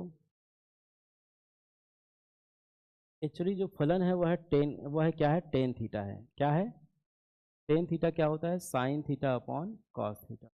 भाई ये होने के लिए क्या होना चाहिए, कॉस थीटा का मान 0 के बराबर नहीं होना चाहिए। ठीक है ना भाई, कॉस थीटा 0 हो गया मतलब टेन के कोई अस्तित्व ही नहीं रहा ना। ठीक है, अच्छा अब मुझे ये देखना है कि कॉस थीटा कहाँ कहाँ 0 होता है। तो कॉस थीटा जब थीटा का मान 90 डिग्री होगा तो वो 0 हो जाएगा। एक चुनाव में आ गया, 90 डिग्री लेने पर वह 0 हो जाता है। ठीक, जैसे ही 90 लूंगा ये 0 हो जाएगा। 0 हो जाएगा मतलब फंक्शन 10 जो वैल्यूएबल नहीं होगा, 10 की वैल्यू परिभाषित नहीं होगी। 10 की वैल्यू परिभाषित कब होगी, अगर सीधा सीधा ऐसा देखा जाए, इसको लिखने का तरीका ये होगा, टेन थीटा जो होता है वो sine theta by cos theta होता है, जहां कॉस थीटा 0 के बराबर कभी भी नहीं होगा। तो कॉस थीटा 0 के बराबर कहाँ कहाँ हो जा रहा है, 90 लेने पे हो जा रहा है, 270 लेने पे हो जा रहा है। तो इसको मैं जनरलाइज्ड फॉर्म में जब हम मुख्य मान और व्यापक मान जब हम पढ़ेंगे अभी आगे, तो उसमें और अच्छे से क्लियर होगा। ये 2n+1 कहाँ से आ गया सर, इसमें भी क्वेश्चन रहेगा आपका। तो ये मुख्य मान और व्यापक मान करके एक होता है, जिसमें मुख्य मान जैसे साइन 30 डिग्री का मान 1/2 होता है, लेकिन उसके व्यापक मान का मतलब उन तमाम एंगल के लिए, एन के उन तमाम कोण के लिए 1/2 आता है, उसको हम बोलते हैं व्यापक मान। तो ये व्यापक मान n की value, n belonging to i मतलब n का मान 0 भी हो सकता है, 1 2 3 एंड सो ऑन हो सकता है, -1 -2 -3 एंड सो ऑन हो सकता है। कुछ भी मान रखते जाओ और जब उस एंगल को इस कॉस में रखोगे वो कॉस को 0 कर देगा। 90 के लिए 0 कर देगा, 270 के 0 कर देगा। तो हमको जो 0 कर दे रहा है उसको इसमें नहीं रखना है। नहीं रखना है मतलब हटा देना है। हटा देना है मतलब पहले डब्बे में उन तमाम नंबर्स, उन तमाम डिग्रियों को हटा देना है जिसके लिए कॉस का मान क्या हो, 0 हो। और कॉस का मान जो 0 होता है वो 90 डिग्री है, जो 70 डिग्री है, आगे 5π/2 है ना, जो भी 7π/2 जितना भी आता जाएगा उन सब को हटाना है। तो इंडिविजुअल में एक का नाम तो नहीं लिख सकता π/2, मुझे उन तमाम नंबर को लिखना है। तो इसलिए जनरलाइज्ड फॉर्म में मैं 2n+1 ब्रैकेट में π/2 लिखा हूं, जिसको मैंने r में से हटाया है। यही आपका ये कॉन्सेप्ट समझ में आ रहा है कि नहीं? स्वाहा आ रहा समझ में? ठीक है, तो r - 2n+1 π/2 जो लिखा हूं ये क्लियर हो गया होगा। ठीक उसके बाद ये अनंत और माइनस अनंत की बात करते हैं, तो माइनस अनंत तो शामिल है नहीं, अनंत भी शामिल नहीं, उसके सारे बीच के एलिमेंट शामिल हो जाएंगे। अब हम बात करते हैं इसके बाद की बात, अब इसको आप दिमाग में रखिएगा। कॉट थीटा की बात करते हैं। कॉट थीटा ये r माइनस क्या हो जाएगा, n पाई। r माइनस क्या हो जाएगा, n पाई, जहाँ n का मान कहाँ है, i में है, और इसका जो रेंज होगा वो क्या होगा, r होगा। इसको भी समझ लो। n पाई का मतलब समझते हो क्या होता है? n पाई का मतलब कॉट का क्या मान है भाई, जल्दी बोलो। Cos theta by sine theta, मतलब साइन थीटा की वैल्यू क्या नहीं होनी चाहिए, 0 नहीं होनी चाहिए। तो वो तमाम मान जिसके लिए n की जगह जो तमाम वैल्यू डिग्री जिसके लिए साइन का मान क्या हो, 0 हो, तो साइन 0 डिग्री क्या होता है, 0। तो n की वैल्यू 0 पुट करोगे 0 आ जाएगा, मतलब इस डब्बे में 0 नहीं रख सकता मैं। 1 रखेंगे तो पाई, 2 रखेंगे तो 2 पाई, 3 पाई, 4 पाई, 1000 पाई, करोड़ पाई, 10 करोड़ पाई, 20 करोड़ पाई, -20 करोड़ पाई, ये सब को मैं इस डब्बे में नहीं रख सकता। क्यों? क्योंकि ये वैलिड नहीं करेगा, फंक्शन कहेगा ही ना चल बे, ये नहीं चलेगा।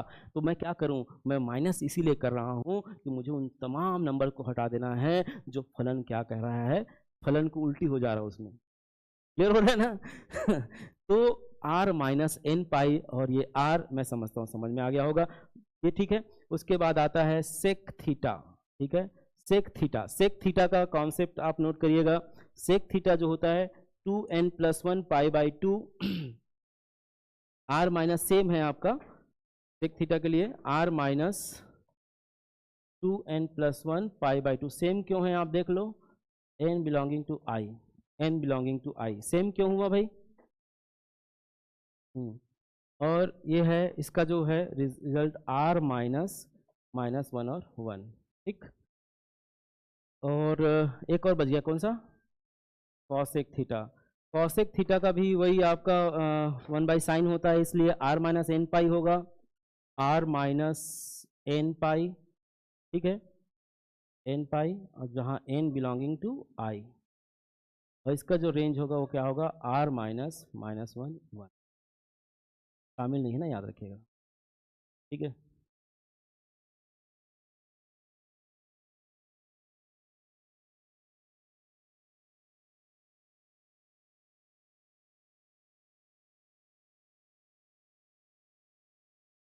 इसको हम ऐसा भी लिख सकते हैं, -∞ -1 यूनियन 1 ∞।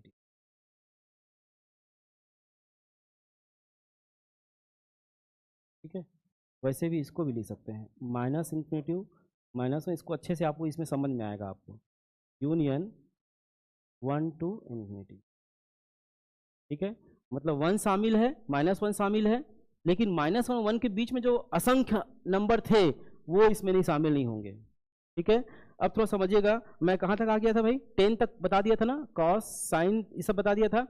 कॉट में देखो, कॉट का भी बता दिया, 1 नीचे का मान साइन थीटा का मान होता है, साइन थीटा का मान 0 किसके लिए होगा, उन तमाम वैल्यू के लिए, एन पाई के, एन के उन सभी एलिमेंट के लिए जब पाई के साथ मल्टीप्लाई करेंगे तो हमको वो एंगल क्या देगा, 0 डिग्री रहेगा। तो इसलिए हम क्या करते हैं, आर में से हम इसको क्या कर देते हैं, घटा देते हैं उन तमाम एंगल्स को जो इसको सेटिस्फाई नहीं कर रहा है, और इसका जो रेंज होगा वो सीधा सीधा आर होगा। लेकिन जब सेक थीटा की बात करते हैं तो ध्यान देना, सेक थीटा और कॉसेक थीटा एक्चुअल में है क्या, सेक थीटा होता है 1/cos। तो जो कॉस के लिए फार्मूला है, देखो 10 में जो कॉस कराया, 10 में हिडन रूप से कॉस दिख रहा है, साइन बाई कॉस, नीचे में कॉस, इसीलिए इसमें माइनस किया गया। तो इसमें भी देखो ध्यान से, इन दोनों में सिमिलरिटी है, सिमिलरिटी का सेम टू सेम है, एकदम डुप्लीकेट है, रेंज में गड़बड़ है ना, रेंज में गड़बड़ है। वैसे आपका कॉसेक की बात करते हैं, कॉसेक क्या होता है 1/sin, तो इन दोनों के डोमेन में आप देखो, डोमेन में कोई दिक्कत नहीं है, डोमेन में कोई दिक्कत नहीं है, और इन दोनों का रेंज क्या है, दोनों का रेंज इसका क्या है, सेम है, रेंज का क्या है, सेम है। तो ये बातें इसको आप लोग याद रखिएगा, और इस पर मैं जब ग्राफ बनाऊंगा ना, ग्राफ है ना, इसका ग्राफ भी बनाना है मुझे, तो जब मैं ग्राफ बनाऊंगा तो ये कॉन्सेप्ट आपको अच्छे से समझाऊंगा।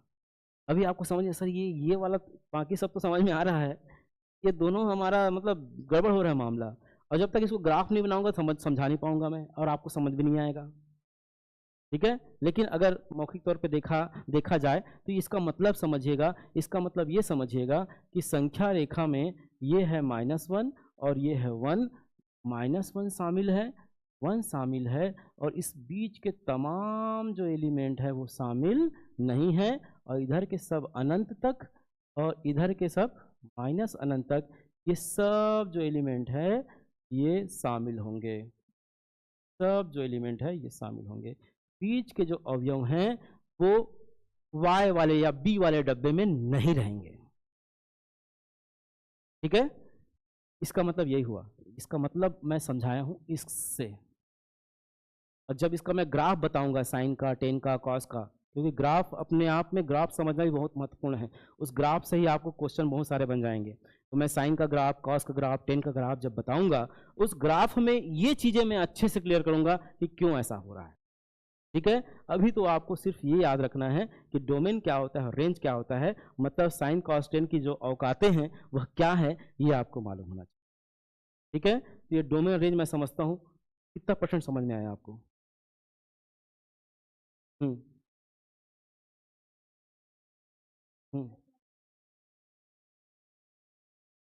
एक मिनट, यहाँ पे लिखना भूल गया मैं ना, R माइनस, हाँ, ये ओपन इंटरवल का मतलब ये क्या है, ओपन इंटरवल मतलब शामिल नहीं है ना,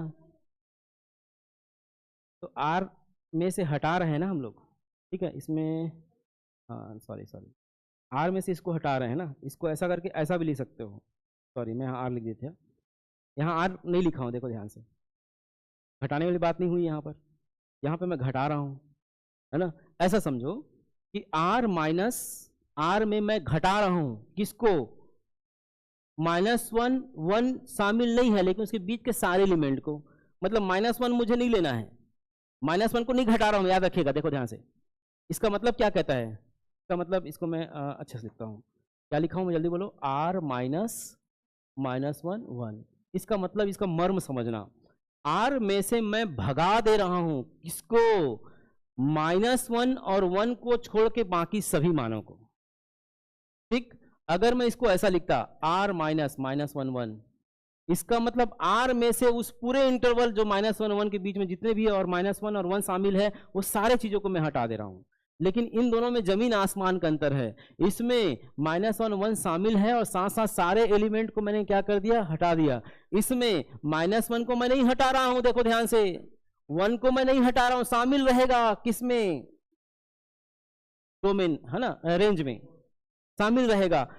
अब इसको संख्या रेखा में अभी मैं बताया, संख्या रेखा में क्या बताया, संख्या रेखा में भी बताया हूं कि जैसे ये है आपका -1, ये है 1, तो इसके बीच के सारे एलिमेंट को मैं हटा दे रहा हूं, इसको हटा दे रहा हूं, तो मैं नहीं रख रहा हूं। रख किसको रहा हूं फिर, 1 और 1 के बाद के सारे एलिमेंट, और -1 और -1 के बाद के सारे एलिमेंट, ये वैलिड एलिमेंट है, ये वैलिड एलिमेंट है, इसको मैं रख रहा हूं, इसको मैं नहीं रख रहा हूं। इसका मतलब ये हुआ, ठीक, क्लियर हो रहा है कि नहीं। अब इसकी बात करते हैं, इसका मतलब क्या हुआ, -1 1 शामिल है, इसका मतलब ये शामिल हो गया, शामिल हो गया, मतलब अब ये जो है इसी में आ गया, मतलब इसको मैं नहीं रखने वाला हूं, इसके बाद के एलिमेंट उधर 1.1 के बाद उधर के एलिमेंट को मैं रखने वाला हूं, ठीक है। तो ये जो बात है ना, -1 और 1, -1 और 1, इसी को मैंने क्या लिखा है, देखो तो इसी को मैंने लिखा है, इसी को मैंने लिखा है -∞ to 1 -1, ये देखो क्लोज इंटरवल, मतलब शामिल हो गया, ये शामिल नहीं है, ये मैं यहां से लेकर इधर वाले लाइन को लिखा हूं। और यूनियन, यूनियन का मतलब समाहित करना, यूनियन किसको, यूनियन भाई, ये 1 to ∞, अब इसे गायब क्या हो गया, देखो ध्यान से, पिक्चर से गायब हो गया यही -1 से 1 के बीच के सारे एलिमेंट इस यूनियन में गायब है। देखो ध्यान से, इस यूनियन में गायब है। क्या मिला? 1 और अनंत तक के सारे मान, -1 और माइनस अनंत तक के सारे मान, और बीच के जितने एलिमेंट है -1 और 1 के बीच में, वो सब इसमें नहीं रह पाएंगे। क्यों नहीं रह पाएंगे, इसको मैं ग्राफ में बताऊंगा, इसको याद दिलाना उस समय। क्लियर हो रहा है? तो मैं जो समझाने में सफल हुआ, इसको क्लियर है? अभी केवल इतना याद रखो। तो प्यारे मित्रों, मैंने आपको क्या बताया है, डोमेन क्या होता है, रेंज क्या होता है, ये सारा चीज़ें मैंने आपको बता दिया है। ठीक है, डोमेन क्या होता है, रेंज क्या होता है। आज की शुरुआत मैंने क्लास की शुरुआत से किया था कि नंबर सिस्टम क्या होता है, नंबर सिस्टम के बारे में मैंने आपको बताया। नंबर सिस्टम, फिर मैं आर के बारे में आपको बताया। आर के बाद मैं आपको कोण के बारे में बताया, कोण क्या होता है, चाप बटे त्रिज्या हमने बताया। और उसके बाद उससे रिलेटेड मैंने क्वेश्चन अभी तक आपको बताया नहीं है, तो ये क्वेश्चन आपको मैं अभी 1-2 क्वेश्चन देते हैं उसमें। और उसके बाद फिर मैंने सीधा सीधा आपको फंक्शन क्या होता है, डोमेन क्या होता है, रेंज क्या होता है, और साइन कॉस टेन, इन सब के डोमेन और रेंज क्या होते हैं, ये एकदम कंठस्थ कर लेना अगर क्वेश्चन बनाना चाहते हो तो। ये डोमेन और रेंज को एकदम कंठस्थ करें, इन छयों को याद करना बहुत आसान है। ठीक है, समझ के याद करना। जैसे आज मैं समझाया हूं ना, तो आपको समझ में आया माइनस किया गया, क्यों किया गया, क्योंकि ये ऐसा है। ये चार चीज़ें आप याद रख लीजिएगा। ये जो 6 चीज़ें मैं आपको बताया हूँ डोमेन रेंज का, ये आपके लिए आजीवन काम आने वाले हैं जब आप बच्चों को पढ़ाएंगे, और अभी एग्जाम के लिए तो आपको याद रखने पड़ेंगे। तो डोमेन और रेंज अपने आप में एक बहुत बड़ा चैप्टर है, उस पर भी हम चर्चा करेंगे जब हम फंक्शन पढ़ाएंगे। लेकिन जो साइन कॉस टेन थीटा की जो बातें हो रही हैं, इसके लिए आपको याद रखना मस्ट है, जरूरी है इस डोमेन और रेंज को। ठीक है, तो याद रख पाओगे आप लोग? क्यों जी? ओके। क्वेश्चन लिखिएगा।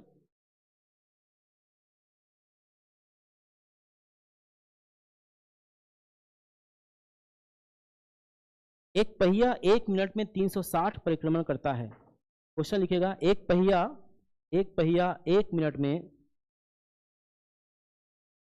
360 परिक्रमण करता है। 360 परिक्रमण करता है। तो 1 सेकंड में कितने रेडियन का कोण बनाएगा? तो 1 सेकंड में कितने रेडियन का कोण बनाएगा? तो 1 सेकंड में कितने रेडियन का कोण बनाएगा? अभी क्लास है क्या? कौन सी क्लास है? टीचर में कौन सा व्याख्याता? हाँ हाँ हाँ, ठीक है, बैठ जाइए अभी, उसके बाद।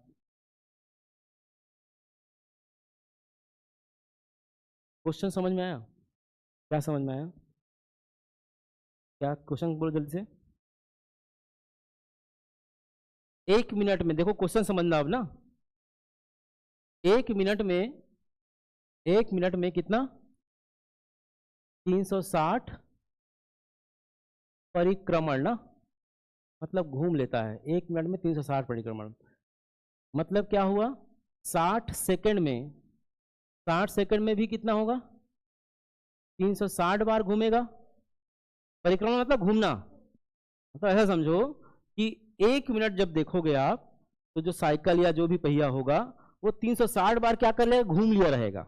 ये कह रहा है ना क्वेश्चन। तो 1 मिनट कहो या 60 सेकंड कहो, मतलब तो एक ही है। तो 1 सेकंड में कितना हो जाएगा? 1 सेकंड में 360/60 मतलब कितना होगा? 6 है ना भाई? 6 बार वो घूम लेगा। कौन? पहिया। ठीक है, ये एकदम लाइन से चलना, आप क्वेश्चन के मर्म को समझना। एक बार में कितना? 1 मिनट में 360, 60 सेकंड में, 1 सेकंड में 6। मतलब ये तय हुआ कि 1 सेकंड जैसे ही बीतेगा वो पहिया 6 चक्कर लगा चुका रहेगा। नहीं है समझ में? अब क्वेश्चन पे आते हैं, आगे क्या पूछा है? पूरा पढ़ो ना क्या कहता है। 1 सेकंड में कितने रेडियन का कोण बनाएगा? अब आप बताइए मेरे देश के भविष्य, एक राउंड जब घूमते हो तो ये 2 पाई राउंड घूमता है। बोलो सर ये क्या कहानी है? 360 डिग्री घूमता है कि नहीं? एक राउंड जब करता है वो जो अशांत टाइप का जो लेखा था, वो घूमते घूमते घूमते फिर वहीं पे आके ऐसा एक राउंड जैसे ही टच किया, वो 360 डिग्री घूम गया। याद आया? 0, 90, 80, 180, 270, फिर 360। एक राउंड में कितना रेडियन? 2 pi radian. एक राउंड में कितना रेडियन? बोलो सर ये कहां से आया? देखो ध्यान से, आप जब हम बात कर रहे थे कोण बराबर चाप बटे त्रिज्या की, है ना भाई? चाप बटे त्रिज्या, त्रिज्या को मैं आर कह दूं, और चाप की बात करूं तो जब एक राउंड घूमता है तो ये पूरा का पूरा चाप हो गया। ध्यान से देखो, तो पूरा पूरा क्या हुआ? चाप। तो कितने राउंड घुमा? तो इसको हम परिधि कहेंगे ना, 2 पाई आर। याद करो, वृत्त की परिधि 2 पाई आर। तो ये आर आर कट जाएंगे और कितना आ जाएगा? 2 पाई। मतलब एक राउंड घूमने में जो कोण होगा वो 2 पाई रेडियन का होगा। तो अब कितना राउंड घुमा रहे हो 1 सेकंड में? तो आंसर आप ही बता दो ना भाई। एक पेन का कीमत 2 रुपए, तो 6 पेन का कीमत कितना? कहां से आया? मल्टीप्लाई कियो ना। यस, तो आप देखो 1 सेकंड में 6 राउंड यहां पे घूम रहा है। तो जो एंगल जो बनने वाले हैं कोण, क्योंकि एक राउंड में कितना होता है? 2 पाई, तो 6 इंटू 2 पाई। एक राउंड में 2 पाई, तो 6 राउंड में 12 पाई। ये रेडियन जो है इसके कोण बनेंगे। क्वेश्चन समझ में आया? क्वेश्चन एक बार फिर से, 1 मिनट में 360 बार क्या कर रहा है? परिक्रमण कर रहा है। मतलब हमको 1 सेकंड में कितना बनने वाले परिक्रमण में कितने कोण बनेंगे, ये हमको ज्ञात करना है। ज्ञात क्या करना है और क्या दिया है समझ में आ गया होगा। अब 360 को हमने कन्वर्ट किया सेकंड में, चूंकि सेकंड में क्वेश्चन पूछा है, सेकंड से हमने 1 सेकंड में लाया। अब वो जबकि वाली क्वेश्चन है कि एक पेन का कीमत 2 रुपए, तो 6 पेन का कीमत कितना? तो 6 दूनी 12। तो एक पेन मतलब एक राउंड में घूमने में हमारा जो एंगल बनता है वो 2 पाई रेडियन बनता है। तो 6 राउंड में कितना होगा? 6 दूनी 12 पाई। बात समझ में आया कि नहीं आया? नहीं आया? आ गया। बहुत अच्छा क्वेश्चन है। इसको है? मैं इसे क्वेश्चन में रेडियन में पूछा है ना। हाँ हाँ, नहीं नहीं, उसमें अगर कहना डिग्री में, देखो ऑप्शन में डिपेंड करता है। ऐसा क्वेश्चन तो आएगा नहीं आपके एग्जाम में। आपको ऑप्शन में डिग्री में दिया है तो डिग्री में कन्वर्ट कर लेना। अगर रेडियन में 12 पाई ऑप्शन में है तो 12 पाई को टिक लगाना। और अगर ऑप्शन में पाई वाला भी दिख रहा है और डिग्री वाला भी दिख रहा है, तो 12 पाई कहीं नहीं दिख रहा है, इसका मतलब वो डिग्री में कन्वर्ट हुआ है। तो इसको 180 बटे पाई से आप क्या करो? गुणा करके डिग्री में कन्वर्ट करना, तो एक ऑप्शन मिल जाएगा आपको। ठीक है, लेकिन क्वेश्चन में रेडियन में ज्ञात कीजिए कहा है। देखो ध्यान से, है? हाँ, क्या क्वेश्चन? देखो, हाँ ठीक है ना, 360 परिक्रमण करता है तो 1 सेकंड में कितने रेडियन, देखो कितने रेडियन का कोण बनाएगा। आखिरी में देखो ना क्या कहा है, तो रेडियन बोला ना। रेडियन मतलब पाई के फॉर्म में लेना पड़ेगा मुझे, है ना। अंश कहता है तो इसको डिग्री में कन्वर्ट करते हैं। ठीक है, उसमें स्पष्ट लिखा है लास्ट में, देखो रेडियन, उसको अंडरलाइन कर लीजिए आप, है ना। तो ये ऑप्शन पे डिपेंड करेगा। ठीक है, बन जाएगा क्या? टाइम अपने पास है अभी, और कुछ कितना बचा है देखो तो। ठीक है,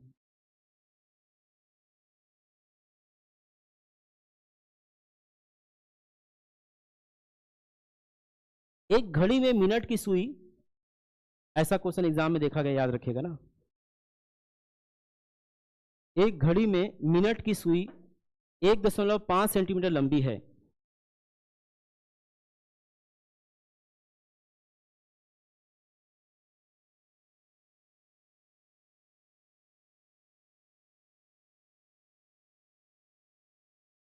इसकी नोक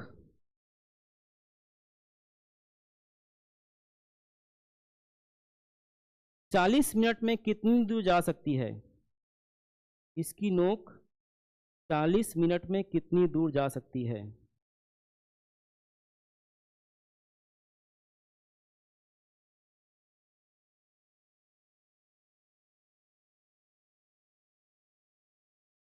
एक घड़ी में मिनट की सुई 1.5 सेंटीमीटर लंबी है। इसकी नोक 40 मिनट में कितनी दूर जा सकती है? इसकी जो नोक है वो 40 मिनट जब बीत जाएगा तो कितनी दूरी वो तय करेगा, ये हमको फाइंड आउट करना है। क्वेश्चन समझ में आया? नहीं आया तो जी, क्वेश्चन समझ में आया क्या? घड़ी है, जो मिनट का जो कांटा है ना, वो उसकी लेंथ कितनी है? तो मिनट का कांटा है ना, यही है ना, मान लो तो मिनट का कांटा है, इसकी लेंथ कितनी है? 1.5 सेंटीमीटर। अभी जो कांटा है ना, ये मिनट का जो कांटा है, ये मूवमेंट करेगा कितने मिनट तक? 40 मिनट तक। ठीक है, मान लो ये 40 मिनट हुआ, ठीक, तो मूवमेंट करेगा, है ना, 40 मिनट तक घूमेगा वो, ठीक। तो 40 मिनट में कितना दूरी यहाँ से यहाँ में वो कितना लेंथ है, ये हमको निकालना है। पहले तो क्वेश्चन समझ में आना चाहिए। क्वेश्चन समझ में आया कि नहीं आया? आ गया ना? हाँ, क्वेश्चन समझ में आ गया। अब कोण बराबर क्या होता है? चाप बटे त्रिज्या। फिर से बोल रहा हूँ, इस पैटर्न के क्वेश्चन एग्जाम में देखे गए हैं आपके 2019 में, निकाल के देख लेना क्वेश्चन पेपर में, इसी पैटर्न के क्वेश्चन, ठीक। तो हाँ, इसमें क्या कहा गया कि जो कोण का मान जो होता है ना, कोण बराबर क्या हो जाएगा? चाप बटे त्रिज्या। अब प्रश्न में ये समझ में आया, चाप हमको निकालना है, त्रिज्या हमको दिया हुआ है, ठीक। अब संघर्ष जो हमको करना है वो कोण निकालने के लिए करना है। नहीं है समझ में? संघर्ष किसके लिए करना है? कोण निकालने के लिए। अब उस कोण के बारे में समझना। मिनट का कांटा एक राउंड घूमेगा। जो मिनट का कांटा है, मिनट का कांटा जो है, एक परिक्रमण में कितना एक डिग्री का कोण बनाएगा? 360 डिग्री का कोण बनाएगा, है ना, मतलब 60 मिनट में, ठीक है। 60 मिनट में जो कांटा है, मिनट का कांटा, वो 360 डिग्री का कोण बनाएगा। तो एक मिनट में जो मिनट का कांटा है वो कितना हो जाएगा? 6 डिग्री का कोण बनाएगा। एक मिनट में कितने डिग्री कोण बनाएगा? जल्दी बोलो। एक मिनट में 6 डिग्री का कोण बनाने वाला है, ठीक है। आइए, स्वागत है आप। एक मिनट में कितना डिग्री? 6 डिग्री। मतलब आप समझो, जो मिनट का कांटा है, एक राउंड घुमा, 360 डिग्री बना दिया, ठीक। तो एक राउंड में 360 डिग्री, मतलब पूरा 60 मिनट में 360 डिग्री एक राउंड घुमा, मतलब 60 मिनट ना, ऐसी है समझना ना, 60 मिनट में 360 डिग्री। तो एक मिनट में कितना? जैसे ही एक मिनट ऐसा घुया, मतलब वो एंगल जो बनाया वो कितना डिग्री का बना? 6 डिग्री का। तो क्वेश्चन में क्या पूछा है? 40 मिनट में, कितने मिनट में?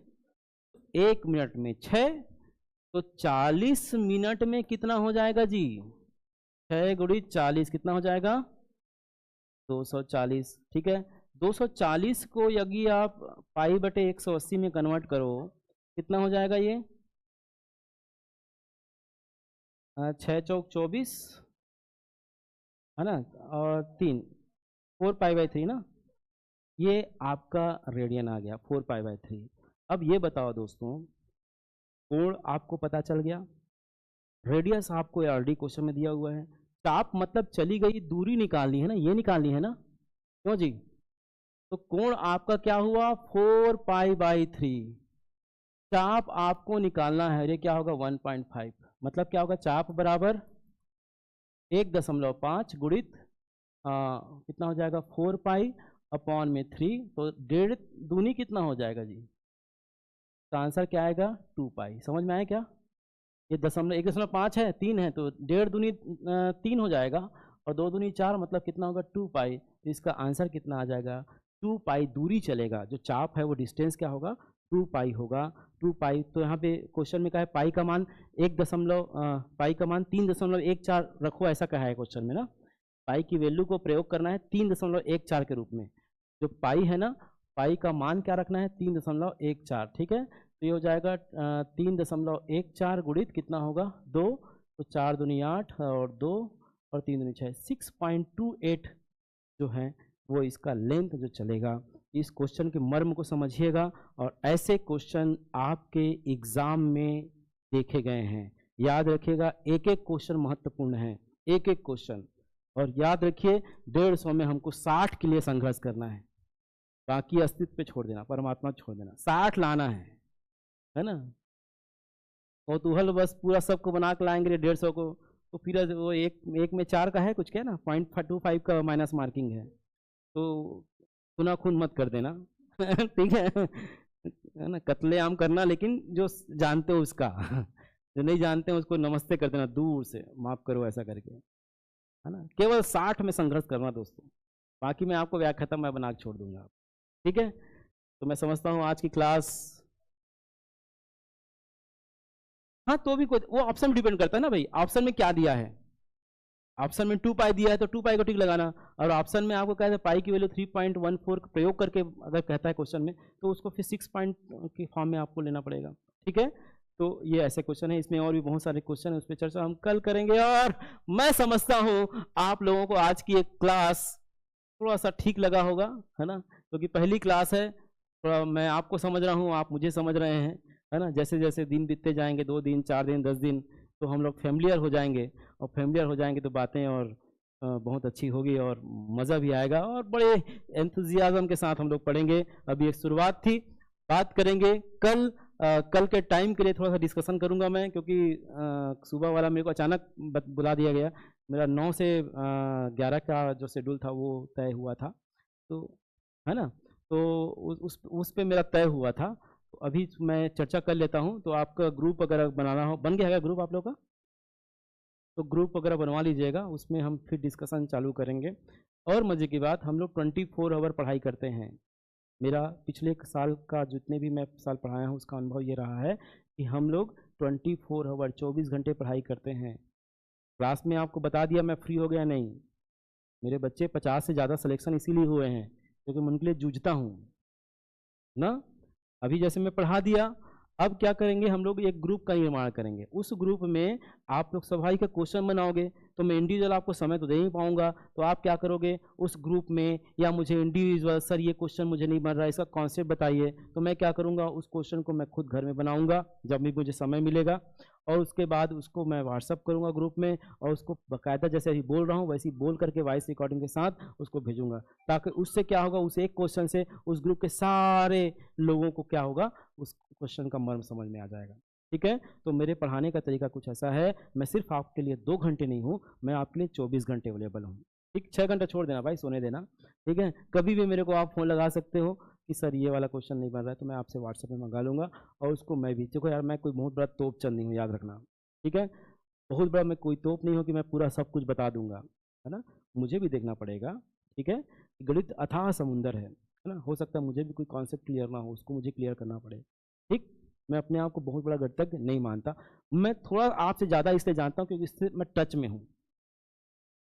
अब फर्क कितना है, आपके पास भी उतनी ही है, 250 ग्राम की बुद्धि मेरे पास भी उतनी ही है, ठीक है। मैंने उसी में रम गया, आप लोग अपना पीएससी और ये फलाना ठिकाना, उसमें आप लोग होशियार हो गए भैया, हैं। छत्तीसगढ़ बोलो तो छत्तीसगढ़ में ताम झाम शुरू कर दोगे आप लोग क्लियर है ना, वो हमको नहीं आता, वहाँ पे हम जीरो हैं। तो बात है ध्यान देने की, ठीक। तो आज आपने मुझे इतने ध्यान से सुना, उसके लिए बहुत बहुत धन्यवाद। मैं समझता हूँ 10 में 2-4 नंबर तो आप लोग दोगे ही, है ना मिलते हैं ब्रेक के बाद।